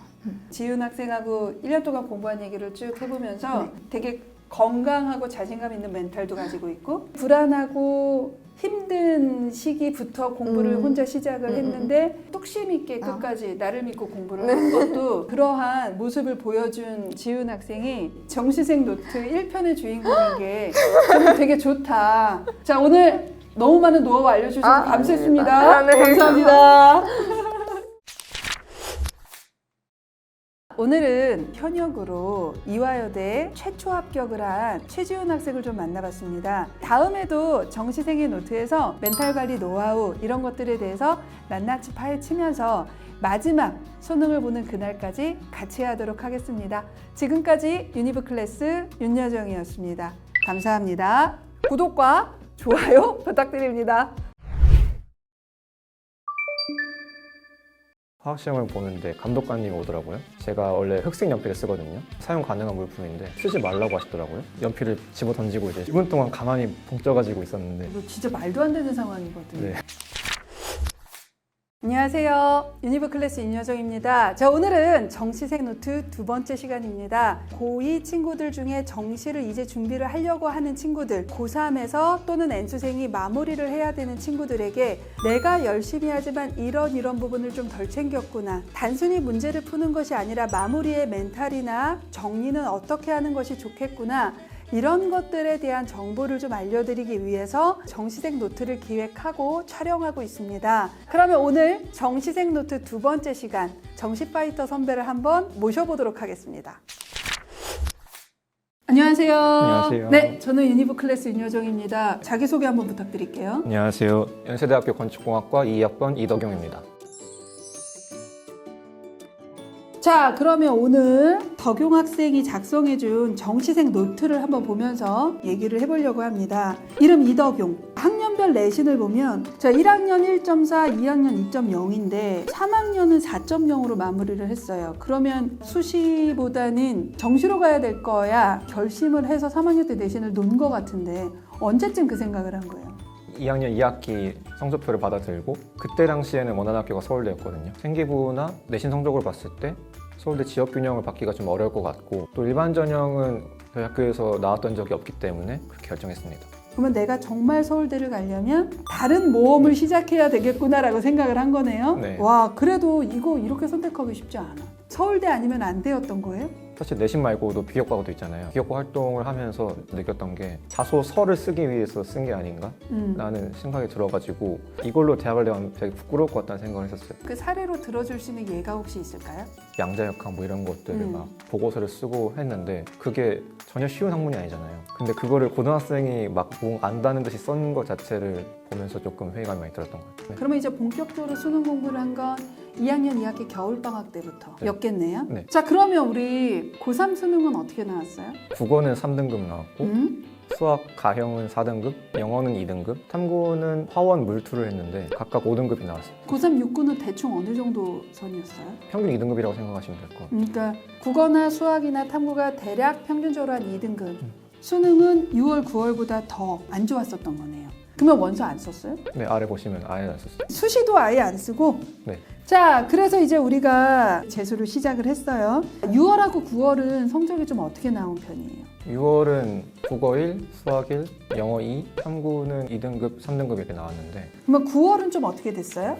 국어는 1등급이고 수학 1등급, 영어도 1등급, 화학이 조금 내려가서 3등급, 지구과학은 2등급이 나왔습니다. 일단 선생님은 좀 궁금한 게 고3, 6, 9월도 잘하면 1이 나올 때도 있지만 3이 나올 때도 있는 그냥 평균 이 정도였어요. 근데 이제 6월, 9월이 안정적으로 거의 98, 99, 97의 1이 계속 나오는 상황이란 말이에요. 이것도 그렇게 쉽지는 않아요. 2등급이 1이 되는 것과 그 1 안에서도 100분위가 올라가는 건 정말 어마무지하게 다른 거거든요. 3, 4, 5월을 어떻게 공부를 했길래 이렇게 안정적으로 6월고를 받을 수 있었는지 일단 그게 첫 번째 저는 좀 궁금한데 2월 말부터 이제 재수학원 열리잖아요. 그때부터 들어가서 좀 미친 듯이 한 것 같기도 하고 특히나 기하 같은 경우에는 처음 배우는 과목이었단 말이에요. 그런데 재미를 붙여가지고 더 열심히 달렸던 것 같습니다. 수능 성적은 어떻게 나왔어요? 국어는 2등급이 나왔고 수학은 1등급, 영어 1등급, 화학 1등급, 그리고 지구화학은 2등급이 나왔습니다. 기본적으로 이과에서는 엄매가 차라리 이렇게 100분위가 낮으면서 과탐이 올라가는 게 좀 더 높은 학교를 갈 수 있는 조합이기 때문에 오히려 전체 조합상으로 조금 더 올라갔다라고 볼 수밖에 없는, 이게 실로 재수생이라고 하더라도 안정적으로 나오면서 유리하게 쓸 수 있는 조합의 구성이 되는 거 쉽지 않아요. 재수한 친구들의 80%는 실패해요. 이 80%의 실패는 작년보다 떨어지거나 작년하고 비슷한 학교군을 가는 것. 정말 자기가 원하는 데를 갈 만큼 성적이 나오는 건 솔직히 재수에도 5% 미만이거든요. 근데 덕용 학생 경우는 재수생에서도 5% 안에 들어가는 어마무지한 성적 변화예요. 확실하게 얘기할 수 있어 나는. 이거 진짜 한 재종반 그 중에 한두 명 정도 있을까 말까 한 정도의 성적 현상이야. 재수할 때는 정시는 어떻게 지원했어요? 가군에는 연세대 건축공학과를 넣었고 나군에는 한양대 신소재를 조금 상향으로 넣었어요. 다군에는 홍익대 건축학부를 넣었습니다. 연대 건축공학과 최초 합했어요. 한양대 신소재도 붙었어요. 한양대는 전화를 받았어요. 네. 추가 합격. 그럼 다구는요? 홍익대를 썼는데 왜요? 이 성적이 홍익대를 쓰진 않는데? 갈 수 있는 모든 과를 다 조사해봤거든요. 제가 가장 재밌어 할 것 같고 잘할 수 있는 과를 골랐고 그게 건축이었어요. 아, 그러면 이해돼요. 자, 그러면 이제 우리 진짜 가장 도움이 되는 건 어떻게 공부를 하고 어떻게 준비를 했고 결국 어떻게 마무리를 했는가 얘기를 해보려고 합니다. 재수를 시작할 때 요즘은 독학 재수를 하는 아이들의 비중이 좀 더 늘어나잖아요. 덕용 학생은 그냥 재종반을 갔어요. 이유는 뭘까요? 재종이 그래도 학생들을 다뤄본 경험이 있고 하니까 관리의 측면에서 좀 더 믿음을 가지고 갔던 것 같습니다. 장점은 뭐예요? 외부적으로 저를 규제하니까 루틴에 맞춰서 생활하기가 조금 용이했다라는 점이 있었어요. 조금 더 루틴화 시킬 수 있는 것들. 네. 단점보단 장점이 좀 더 큰 것 같다. 네. 한 달 전 루틴은 좀 어땠어요? 평소랑 똑같이 했던 것 같은데 재종반이다 보니까 6시 반에 일어났어야 됐고 가자마자는 국어를 좀 풀었습니다. 그 다음에는 이제 수능 시간표대로 이제 수학을 공부했고 점심을 먹고 영어 공부를 했죠. 그리고 나서는 과탐을 했고요. 이후 시간에는 이제 제 기준으로 봤을 때 좀 더 보완해야 했던 것들을 공부를 했었고 근데 사실은 이제 집중력이 그쯤 되면 떨어지기 마련이라서 집중이 너무 안 된다 싶으면 단순 암기를 하거나 제가 하고 싶은 공부를 좀 했습니다. 기본 루틴은 그렇게 했어요. 수능 시간표대로 각 그 시간에 그 과목의 공부를 했고 이후에는 부족하다고 하는 과목들을 좀 더 했다. 그러면 이러한 기본 루틴 외에도 생활 패턴상 재수를 하면서 유의했던 점이 혹시 있었을까요? 제가 공부하면서 개념 같은 거 적어놓을 때 기출문제 같은 거에서 받았던 그런 것들은 따로 또 정리를 했던 것 같습니다. 마무리에 개념을 끝까지 계속 반복해서 보려고 노력했었던 것을 좀 유의했다. 그리고 또 유의했던 점은 과탐 시험 같은 경우에는 가장 마지막에 풀잖아요. 집중력이 가장 떨어질 때 보는 시험이게 되고 그래가지고 가장 집중력이 떨어지는 저녁 먹고 난 다음에 풀었던 것 같습니다. 그러니까 그거와 비슷한 환경에서 과탐을 버텨보는 연습을 하는 거죠. 이것도 정말 좋은 노하우. 덕용 학생은 현역 때도 수능을 받고 그 다음에 재수를 해서 연대를 갔단 말이에요. 멘탈이라던가 건강 상태라던가 현역 때는 멘탈 관리 이런 것들에 대해서는 좀 어떻게 했었던 것 같아요? 처음 수능을 공부하다 보니까 너무 힘들었던 것 같고 특히나 제가 서울대라는 너무 기대치를 올려놨기 때문에 부담감 때문에 정신적으로 많이 피폐해졌고 힘들어졌었던 것 같아요. 불안감과 긴장감이 높아져서 그냥 공부하고 그냥 그리고 수능을 봤다. 네. 그러면 재수 때는 좀 어땠어요? 초반에는 이제 좋아하는 과목이랑 잘 결합이 돼가지고 기하? 좀 더 열심히 할 수 있게 되었고 그렇게 공부를 잘 열심히 해가지고 6평이 잘 나왔는데 8월 그 시험을 보다가 뛰쳐나갔어요. 너무 힘들어가지고 막 그래서 막 병원도 다니면서 조금 버텼거든요. 8월 한 달을. 슬럼프는 많게는 3번, 적게는 2번 정도 와요. 2번 정도 오더라도 의대 정시 갑니다. 슬럼프 왔다고 안 가지 않아요. 그때 놓아버리면 못 가는 거지. 보통은 그냥 지친 거예요. 지치는 건 똑같다. 그러니까 지친 나를 보고 너 미쳤구나. 이렇게 생각하는 순간 그게 더 힘들어요. 재수 생활을 하면서 내 멘탈 관리의 노하우는 뭐였다라고 얘기해 줄 수 있는 게 혹시 있을까요? 그런 시기를 겪었음에도 극복할 수 있었던 이유는 제 자신을 좀 믿었던 것 같아요. 제가 공부한 거는 어디 가지 않는다라는 확신을 가지고 계속해서 그냥 공부를 했던 것 같고요. 그렇게 하려면은 힘들 때도 항상 루틴을 지키면은 조금 더 극복하기가 쉬운 것 같아요. 그래서 저는 그 루틴을 좀 지키려고 많이 노력을 했고요. 그리고 버티는 게 무엇보다 중요한 것 같아요. 열심히 해왔잖아요. 그게 제 노하우라고 할 수 있을 것 같습니다. 공부량이 조금 줄어들더라도 그냥 그거 버텨내면 돼요. 약을 먹을 정도로 힘들었지만 안 낫기 때문에 그 시기를 잘 넘겨서 다시 돌아왔다. 그래서 그 이후로부터는 좀 괜찮았어요. 9월은 이제 아예 잘 볼 생각도 안 하고 보기만 해보자 그런 식으로 구평을 봤었거든요. 운이 좋게 잘 나왔고 그러다 보니까 준비해온 거 끝까지 어떻게 한번 가보자 이런 식으로 구평 이후로 임했던 것 같아요. 수능 때까지. 재수의 정석. 고3 친구들이나 고1, 고2 친구들 보면 동기부여해주세요 막 이런 얘기 하잖아요. 제가 얘기해요. 동기는 없어. 그냥 습관 만들고 그냥 그 습관을 지키는 거야. 제가 맨날 강조하는데 그것을 알고 끝까지 좀 지키려고 노력한 편. 수능 당일에 이거는 꼭 유의했으면 좋겠다. 어떤 게 있을 수 있을까요? 첫 번째 팁은 기대하지 말자는 건데요. 제가 구평도 긴장 없이 봤는데 수능이니까 확실히 긴장이 되더라고요. 그러다 보니까 국어에서 살짝 삐끗했는데 국어에 끝나고 멘탈이 조금 안정이 안 된 상태에서 1번이 잘 안 풀린 거예요. 1번은 이제 막히고 9번도 막혔거든요. 그러다 보니까 재수도 망했구나, 삼수를 해야겠다 이런 생각을 하게 된 것 같아요. 진짜로 그냥 아예 놔버릴 뻔했는데 그래도 끝까지 보긴 봐야 되잖아요. 중간에 나갈 수도 없고 하니까 그러다 보니까 다시 뒤에 기하도 풀고 하니까 제가 워낙 좀 좋아하던 분야라서 기하를 풀고 다시 돌아오니까 다시 잘 풀리는 거예요. 그게 잘 보여가지고 수학이 잘 넘어간 거죠. 제가 아예 기대를 안 해버렸잖아요. 그냥 삼수하겠다 그런 생각이 드니까 오히려 문제가 잘 보이고, 그래서 여러분들도 어차피 실력은 갖추어져 있고 나올 점수는 나오게 되어 있으니까 기대하지 말고 그냥 차분하게 풀면 좋을 것 같습니다. 두 번째는 어떤 감독관이 닥칠지 모르니까 자기가 시험 봐야 되는 시간을 인지하고 시키면 시키는 대로 일단은 해도 될 것 같아요. 화학시험을 보는데 감독관님이 오더라고요. 제가 원래 흑색 연필을 쓰거든요. 사용 가능한 물품인데 착각하셨나 봐요. 쓰지 말라고 하시더라고요. 너무 당황스럽잖아요. 화도 나고. 찰프를 풀다가 다른 감독관님이 오셔가지고 써도 돼요 얘기하시니까 물러가시더라고요. 다시 연필을 집어들고 풀기 시작했는데 대단한 거예요. 이거 진짜 말도 안 되는 상황이거든요. 네. 그때 진짜 1분 동안 가만히 붕 떠가지고 있었는데 그래도 일단은 본인 시간이기 때문에 그때는 그냥 말 잘 듣고 하다가, 그러니까 최대한 자기 시간이라는 걸 인지하고, 그러니까 감독관이 어떠한 요구를 할지도 모르지만 그 요구가 부당하다고 지금 생각하지 말고 일단 해라. 네. 자, 그러면 세 번째로 얘기해 줄 수 있는 팁이 뭐가 있을까요? 수능 당일뿐만 아니라 평소에 느꼈던 중요점인데, 자신이 문제보다 조금 위에 있다는 생각을 가지는 게 시야가 넓어지는 데 도움이 되는 것 같아요. 시야가 좁으면은 보이던 문제도 안 보이게 되고, 그렇죠. 그렇게 되지 않으려면은 이거 별거 아니네? 이렇게 생각을 하면은 조금 더 마음이 여유로워지고 시야가 넓어지고 잘 풀 수 있게 되는 것 같아요. 이게 그날 당일은 생각이 안 나잖아요. 네, 그렇죠. 어느 정도는 미리부터 그런 것들을 계속 생각을 하고 있어야 그때 겨우 생각이 나는 거니까 멘탈 관리도 어느 정도 필요하다고 하는 게 그런 건데 그걸 언제부터 생각했어요? 처음부터 조금 그 생각이 들었던 것 같아요. 수능 별거 아니라고 생각해야지 어려운 문제도 풀다 보면 풀리고, 그래서 초창기부터 그런 생각을 좀 했던 것 같습니다. 지금 이 영상을 볼 때쯤 되면 이제 수능이 2, 3주 정도 남았을 때예요. 그래서 이제 수능을 보는 후배들에게 마지막으로 한마디를 얘기한다면 어떤 게 있는지 한번 얘기해 줬으면 좋겠어요. 진짜 긴장하지 말고 끝까지 후회가 안 남았으면 좋겠다는 생각을 해요. 원래 하던 대로만 했으면 좋겠고요. 수능 끝날 때까지는 끝난 게 아니니까 끝까지 버티고 끝까지 힘내셨으면 좋겠습니다. 그래서 지금 덕용 학생의 이러한 내용들이 고3 친구들한테는 정말 도움이 되겠지만 저는 재수하는 친구들한테도 도움이 될 것 같아. 자, 이제 수능을 보는 후배들을 위해서 기꺼이 시간을 내주고 먼 곳까지 찾아오셔서 정말 감사했습니다. 네, 감사합니다.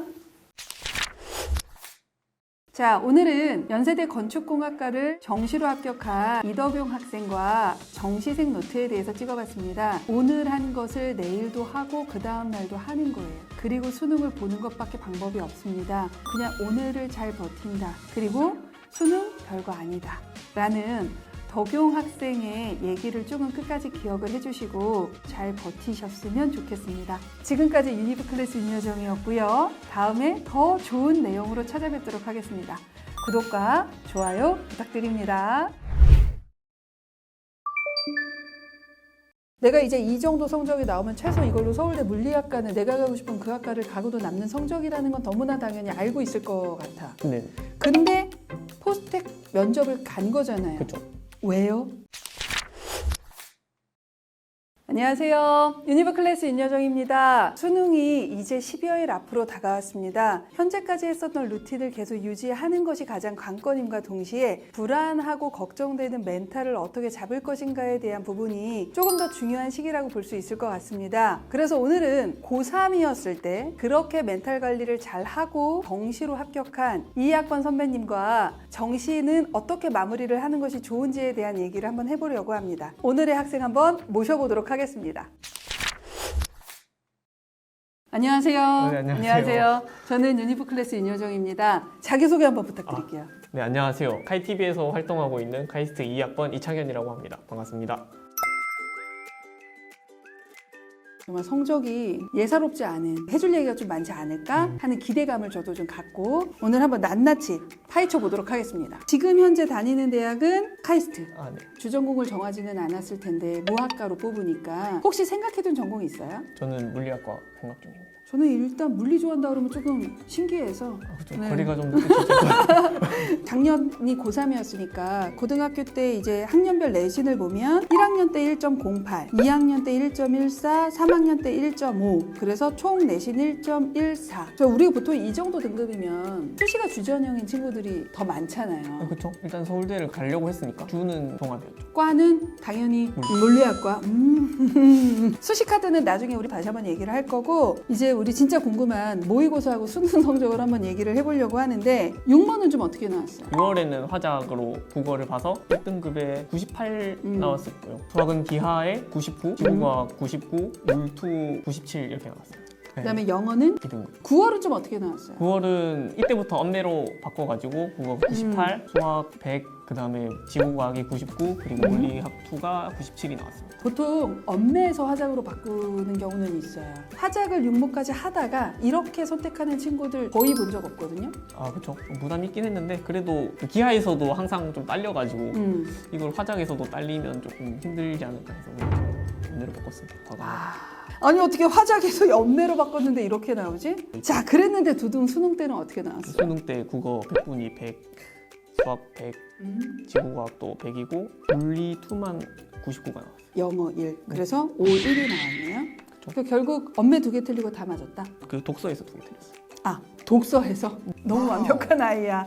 6월, 9월도 되게 안정적이에요. 네. 자 그런데 내신도 1.14야. 이제 궁금해지는 거지. 수시는 어떻게 썼을까? 수시는 4장을 썼고요. 서울대 물리지균이랑 포항공대 일반이랑 가톨릭이랑 고대를 의대를 교과로 넣었어요. 서울대 물리학과가 원픽이었고 예. 지금도 카이스트 가서도 나는 물리학을 전공할 거야. 이게 되게 그렇죠. 확고한 친구예요. 네. 근데 왜 원픽이 물리학과예요? 제가 중3 때 과학 실험 시간에 이제 저항이 왜 생기는가 막 이런 거에 대해서 배운 적이 있는데 선생님한테 초전도체는 저항이 없는데 원자 핵은 그대로 있는데 이게 어떻게 충돌을 안 하고 어떻게 이게 가능하냐 막 그런 식으로 질문을 했더니 모르셔서 제가 이제 따로 유튜브를 보고 이런 걸 좀 공부하다가 이거다 이렇게 너무 재밌다. 이렇게 아름다운 학문이 있다니 이거를 내가 앞으로 배우게 되면 내가 이걸 막 다루고 해석해내고 그러면 되게 재밌을 것 같다. 이거 되게 근데 멋지다. 나는 그러면 너무 이해가 안 가는 게 벌써 중학교 때부터 그런 것들에 대한 호기심을 갖고 있었어요. 네. 그리고 고등학교 때 이제 물원물투를 배우면 더 깊은 호기심을 가지고 노력을 했을 것이고 그게 담겨져 있다면 서울대 물리학과를 합격 안 하기가 어렵거든요. 그러한 호기심이 고등학교 때 갑자기 멈췄을 리도 없을 것 같고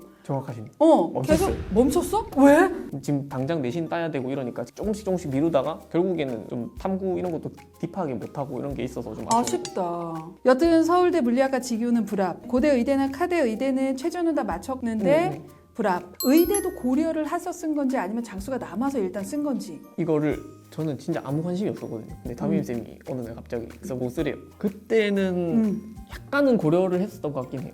그때는 네, 혹시 다른 데 안 되면 여기라도 가자. 의대를 그렇게 생각할 수는 없는데 재수없는 스타일인데? 저는 약간 그런 식으로 썼었어요. 와 진짜. 네, 물론 둘 다 불합이긴 하지만. 그다음에 포스텍은 조합이. 자 그러면 여기서 내가 좀 고민인 게 우리 수능 성적을 보면 비문학 2개 틀리고 다 맞았어요. 그러면 이 상황이면 서울의를 붙었었거든요. 작년 성적으로 네, 붙죠. 어차피 포스텍은 수능 후 면접이니까 네. 내가 이제 이 정도 성적이 나오면 최소 이걸로 서울대 물리학과는 내가 가고 싶은 그 학과를 가고도 남는 성적이라는 건 너무나 당연히 알고 있을 것 같아. 네. 근데 포스텍 면접을 간 거잖아요. 그렇죠.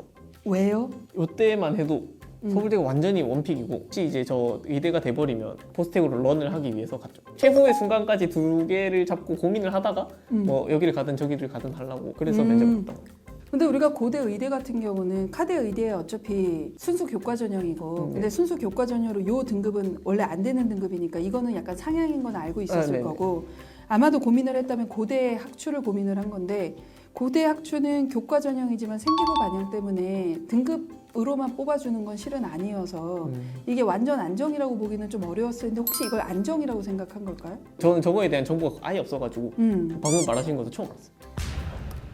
여러모로 사람을 놀래키는 학생을 만나가지고 진짜 저 원픽 대학 말고는 진짜 논 외에 거의 그 정도 수준이어가지고 그만큼 서울대 물리학과 외에는 별로 눈에 네. 보이는 게 없었다. 아무튼 그런 일이 있었어요. 의대를 가느니 나는 의대에 관심 없고 서울대 물리학과를 못 갈 바에는 그냥 포스텍을 그냥 가서 거기서 물리 전공을 하고 싶다. 네. 그리고 이때까지도 카이스트가 정시로 군대인지는 몰랐어요. 그거 알고 있었으면 안 갔을 텐데 그랬을 수도 있죠. 아무도 얘기 안 해준 거야? 그렇죠? 그거를 좀 끝나고 면접 갔다 와서 뭐 발표 나고 이렇게 알았던 것 같아요.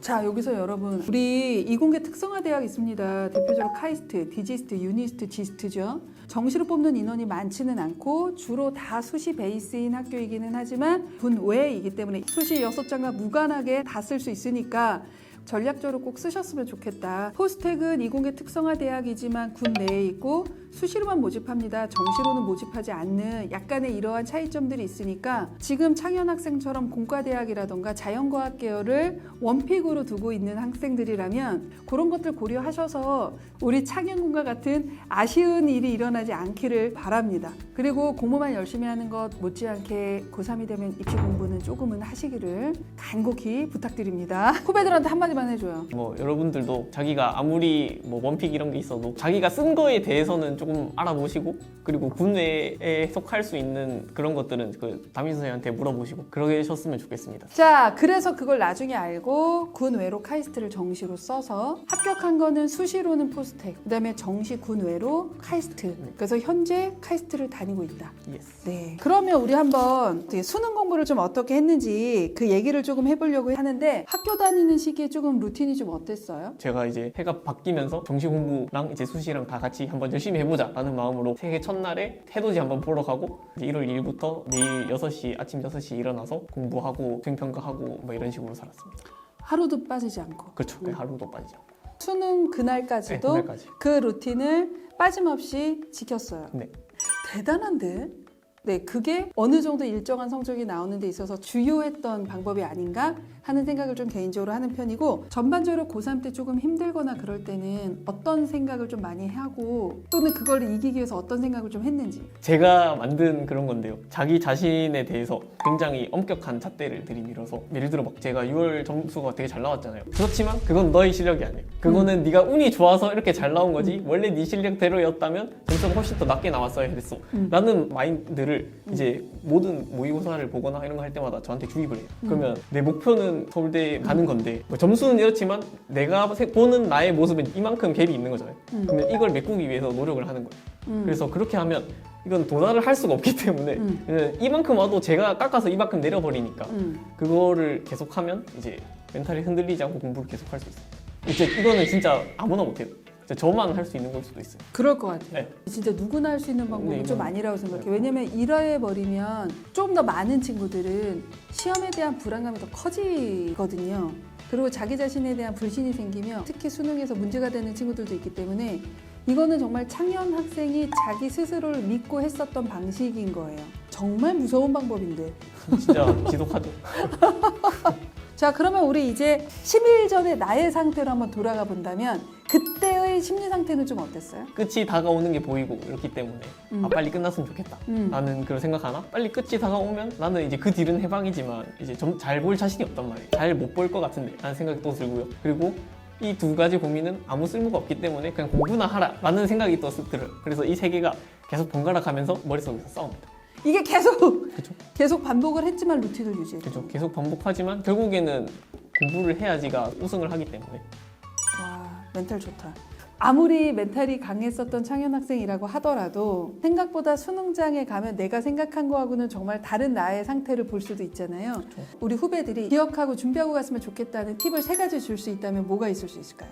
일단 첫 번째는요. 수능장 가서 자리에 앉아서 이제 몇 시가 되면 이제 넣으세요 하잖아요. 그때부터 호흡을 합니다. 그 478 호흡법이라고 김동욱 선생님 강의에서 들은 건데 그 숨을 4초 동안 들이쉬고 7초 동안 멈추고 8초 동안 내쉬는 그걸 하면 심신의 안정이 온대요. 그래서 어땠어요? 효과는 꽤 괜찮았던 것 같아요. 두 번째는 국어랑 영어가 끝나고 나서 급격하게 힘들어요. 특히 진짜 국어가 엄청 힘든데 기가 쫙 빨리거든요. 그럴 때 이제 단 거를 먹어라. 뇌가 포도당을 20%인가 쓰거든요. 그렇기 때문에 뇌가 좋아한다. 단 초콜릿이나 이런 것들을 좀 미리 준비해라. 준비해서 이제 쉬는 시간에 밥 맞추지 말고 그거 까서 먹어라. 그리고 세 번째는 전날부터 뭐 영상, TV 뭐 이런 거 좀 안 보셨으면 좋겠어요. 내일 볼 건 당장 텍스트를 봐야 되고 각종 영상 매체가 이 자극이 더 세기 때문에 왜냐면 시각도 있고 청각도 있고 기억에 오래 남고 잔상처럼 남아서 혹시 모를 방해가 될 수 있기 때문에 그런 걸 좀 안 보시는 걸 추천드립니다. 수능 금지곡 그런 게 있듯이 혹시나 갑자기 딱 생각나면 이게 답이 없거든요. 내일 수능 끝나고 나면 이제 어차피 시간 많잖아요. 이제 그때 실컷 보시고 좀 참으셨으면 좋겠습니다. 수능이 다들 1년 동안 쌓아온 걸로 쇼부를 보는 거기 때문에 포텐셜이 정해져 있기 때문에 그거를 이끌어낼 수 있는 확률을 높이는 게 중요해서 그게 운이랑 컨디션인데 운은 어떻게 할 수 없는 부분이기 때문에 컨디션을 진짜 조절 잘 하셔야 돼요. 그렇죠. 그거는 내가 할 수 있는 영역이니까 최대치로 내 몸을 잘 맞춰놓는 게 공부를 하는 것만큼 지금 시기는 좀 중요하다라는 것을 창현 선배 얘기를 들으면서 다시 한번 생각했으면 좋겠다라는 생각을 조금 했습니다. 자, 이 영상을 보는 우리 수험생들한테 마지막 응원 한마디 한다면? 응원 한마디요? 여러분을 믿으시고 그리고 여러분을 지지해준 부모님 한번 안아드리고 잘 보고 오겠다고 파이팅 한 번만 하고 갔다가 오시면 좋을 것 같습니다. 오늘 대전에서 멀리 찾아와 주셔서 진짜 찐 팁을 많이 가르쳐 주셔서 학생들한테 정말 도움이 됐을 것 같아요. 자, 오늘 감사했습니다. 네, 감사합니다. 네, 감사합니다. 그리고 카이TV 많은 사랑 부탁드립니다. 수능이 12월 앞으로 다가왔습니다. 불안한 마음이 드는 건 누구나 당연한 거니까 그 불안한 마음이 드는 나를 보고 더 불안해 하시지 말고 이것을 좋은 생각으로 바꿀 수 있도록 노력하면서 이 시기를 잘 버텨내셨으면 좋겠습니다. 자, 이 영상을 보는 모든 수험생들이 자기가 공부한 만큼 큰 실수 없이 꼭 원하는 성적이 나오기를 진심으로 응원하면서 정시생 노트를 마무리하도록 하겠습니다. 다음에는 더 좋은 컨텐츠를 가지고 찾아뵙도록 하겠습니다. 그러기 위해선 구독과 좋아요 부탁드립니다. 감사합니다.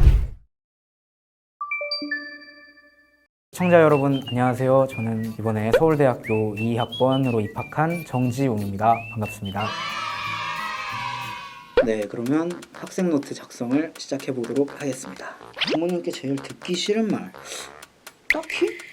부모님과 관계에서 고민할 게 뭐가 있나 사실? 이름은 정지웅이고요. 나이는 이제 갓 20세가 되었습니다. 학교는 동패고등학교 파주 소재 일반고를 나왔습니다. 학교 분위기는 엄청 공부를 열심히 한다는 아니지만 공부할 땐 열심히 공부하고 놀 땐 놀고 약간 그런 스타일이에요. 1학년 1학기에 2.7, 1학년 2학기에 2.5, 2학년 1학기 때 2.3, 2학년 2학기 때 2.5, 3학년 1학기 때는 3.3이 나왔고 3학년 2학기 때는 3.5가 나와서 사실 고등학교 들어갈 때는 수시를 잘 챙겨가지고 수시로 좋은 대학교를 가자라고 생각을 했었는데 그게 생각보다 녹록지가 않더라고요.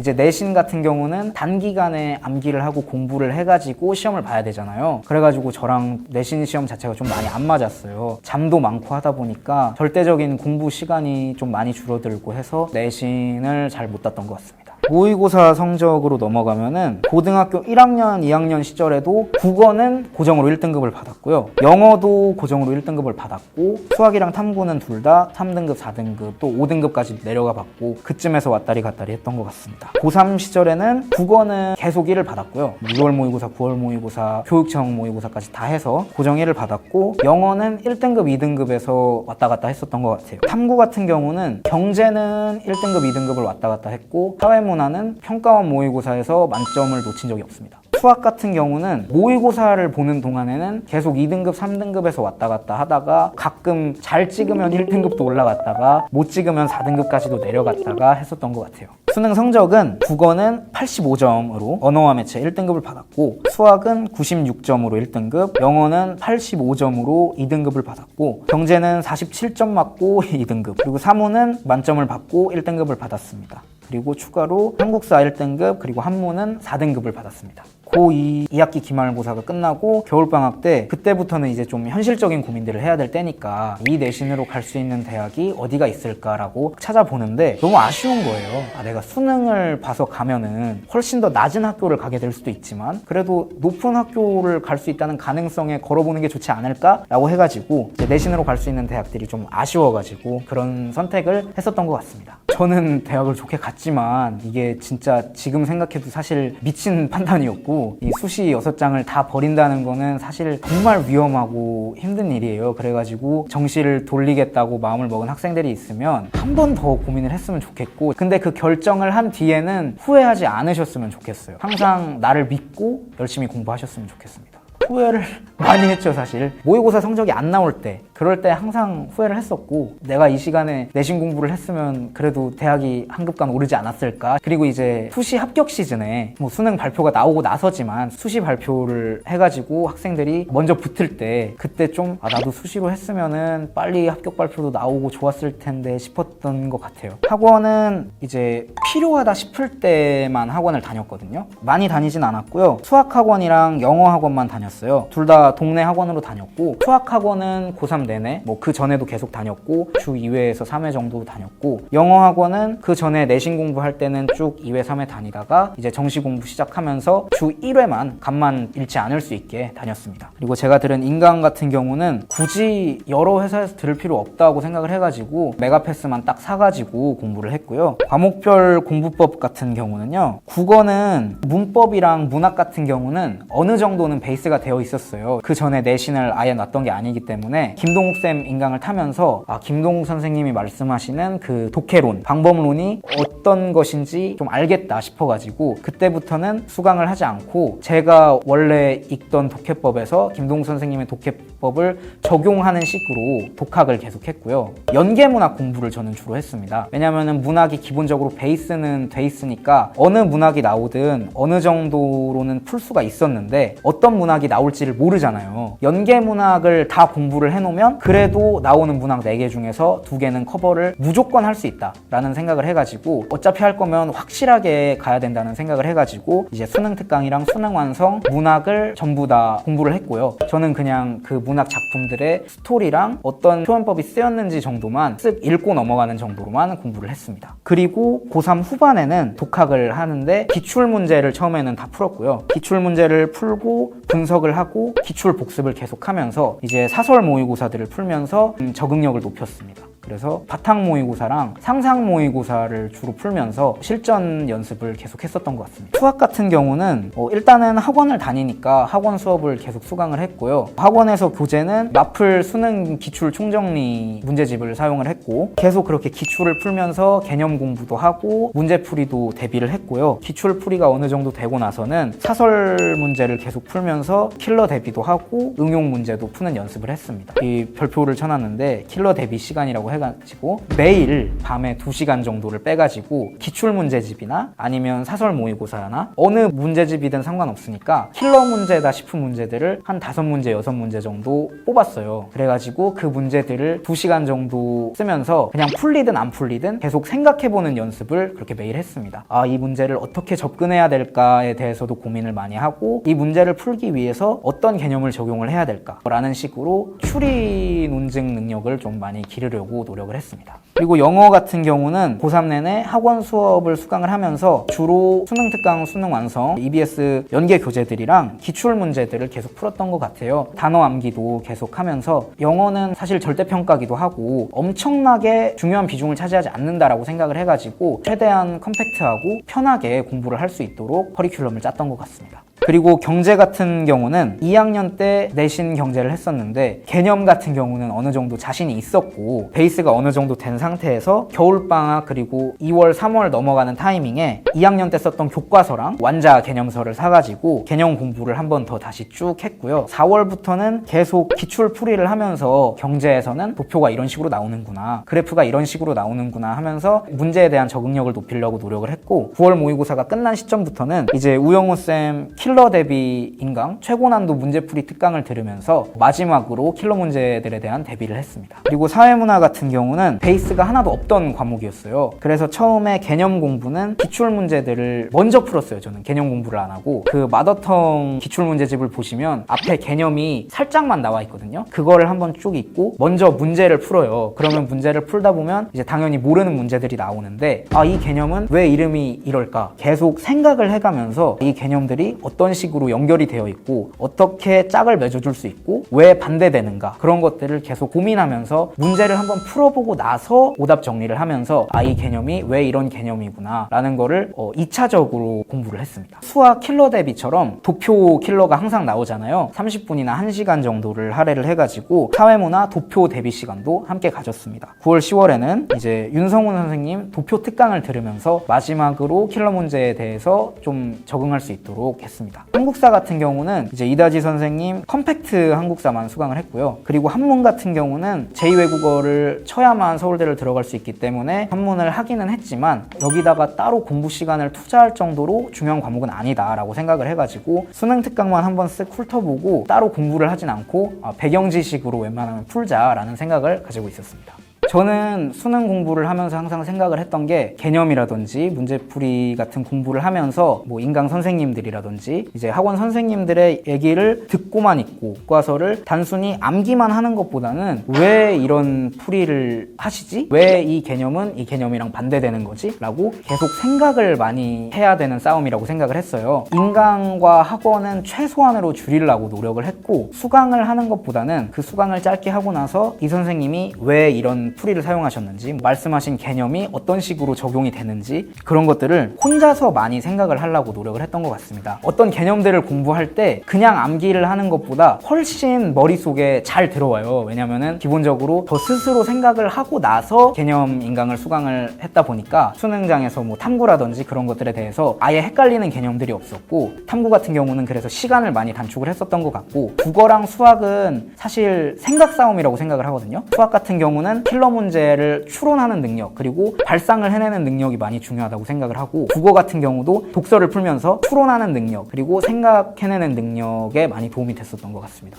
김동우 선생님 인강을 들었는데 6시에는 일어나야 뇌가 수능 국어 시간에는 깨어있다라고 하셨고 저도 그 말이 맞는 것 같아가지고 밤에 잠은 좀 일찍 자되 아침에는 무조건 6시에 일어나자라고 계획을 짰고요. 오전 중에는 수능 루틴대로 공부를 했습니다. 먼저 국어를 공부를 하고 그리고 수학, 영어, 탐구 순서로 이게 시간까지 수능이랑 맞춘 건 아니고 그 순서를 맞추려고 노력을 했어요. 그리고 나서 점심 식사를 하고 그 다음에 부족한 부분들 오늘 오전에 공부를 하면서 이 문제가 너무 어려웠다 그리고 이 문제는 틀렸다 하는 그런 문제들을 싹 다 정리를 해가지고 오후 시간에 좀 추가로 채웠고 이제 자기 전에 수학 킬러랑 사회문화 도표 대비의 시간을 그렇게 2시간에서 3시간 정도 가졌고요. 그게 끝나고 나면은 바로 취침을 했습니다. 그래서 취침은 한 11시, 12시 정도에 했던 것 같아요. 일단 쉬는 시간이 10분이라서 적은 시간이긴 하지만 10분도 사실 잘 활용하면은 되게 도움이 될 수 있거든요. 그래서 10분 동안 뭐 사회탐구 개념을 한번 쭉 읽는다든지 아니면 영단어를 공부한다든지 하는 식으로 사용을 했고 그리고 또 잠 보충도 중요하니까 너무 피곤하면 10분 동안 제대로 잠을 자고 나서 공부를 했습니다. 그리고 우리 부모님의 교육 방식. 부모님은 항상 그러셨는데 하고 싶은 대로 해라. 약간 그런 주의셨어요. 사실 정시로 돌릴 때도 부모님이 그런 마인드신 걸 아니까 편하기도 했었고 근데 또 부모님 속으로는 속상하실 걸 아니까 그래서 말씀드리기가 좀 죄송하기도 했죠.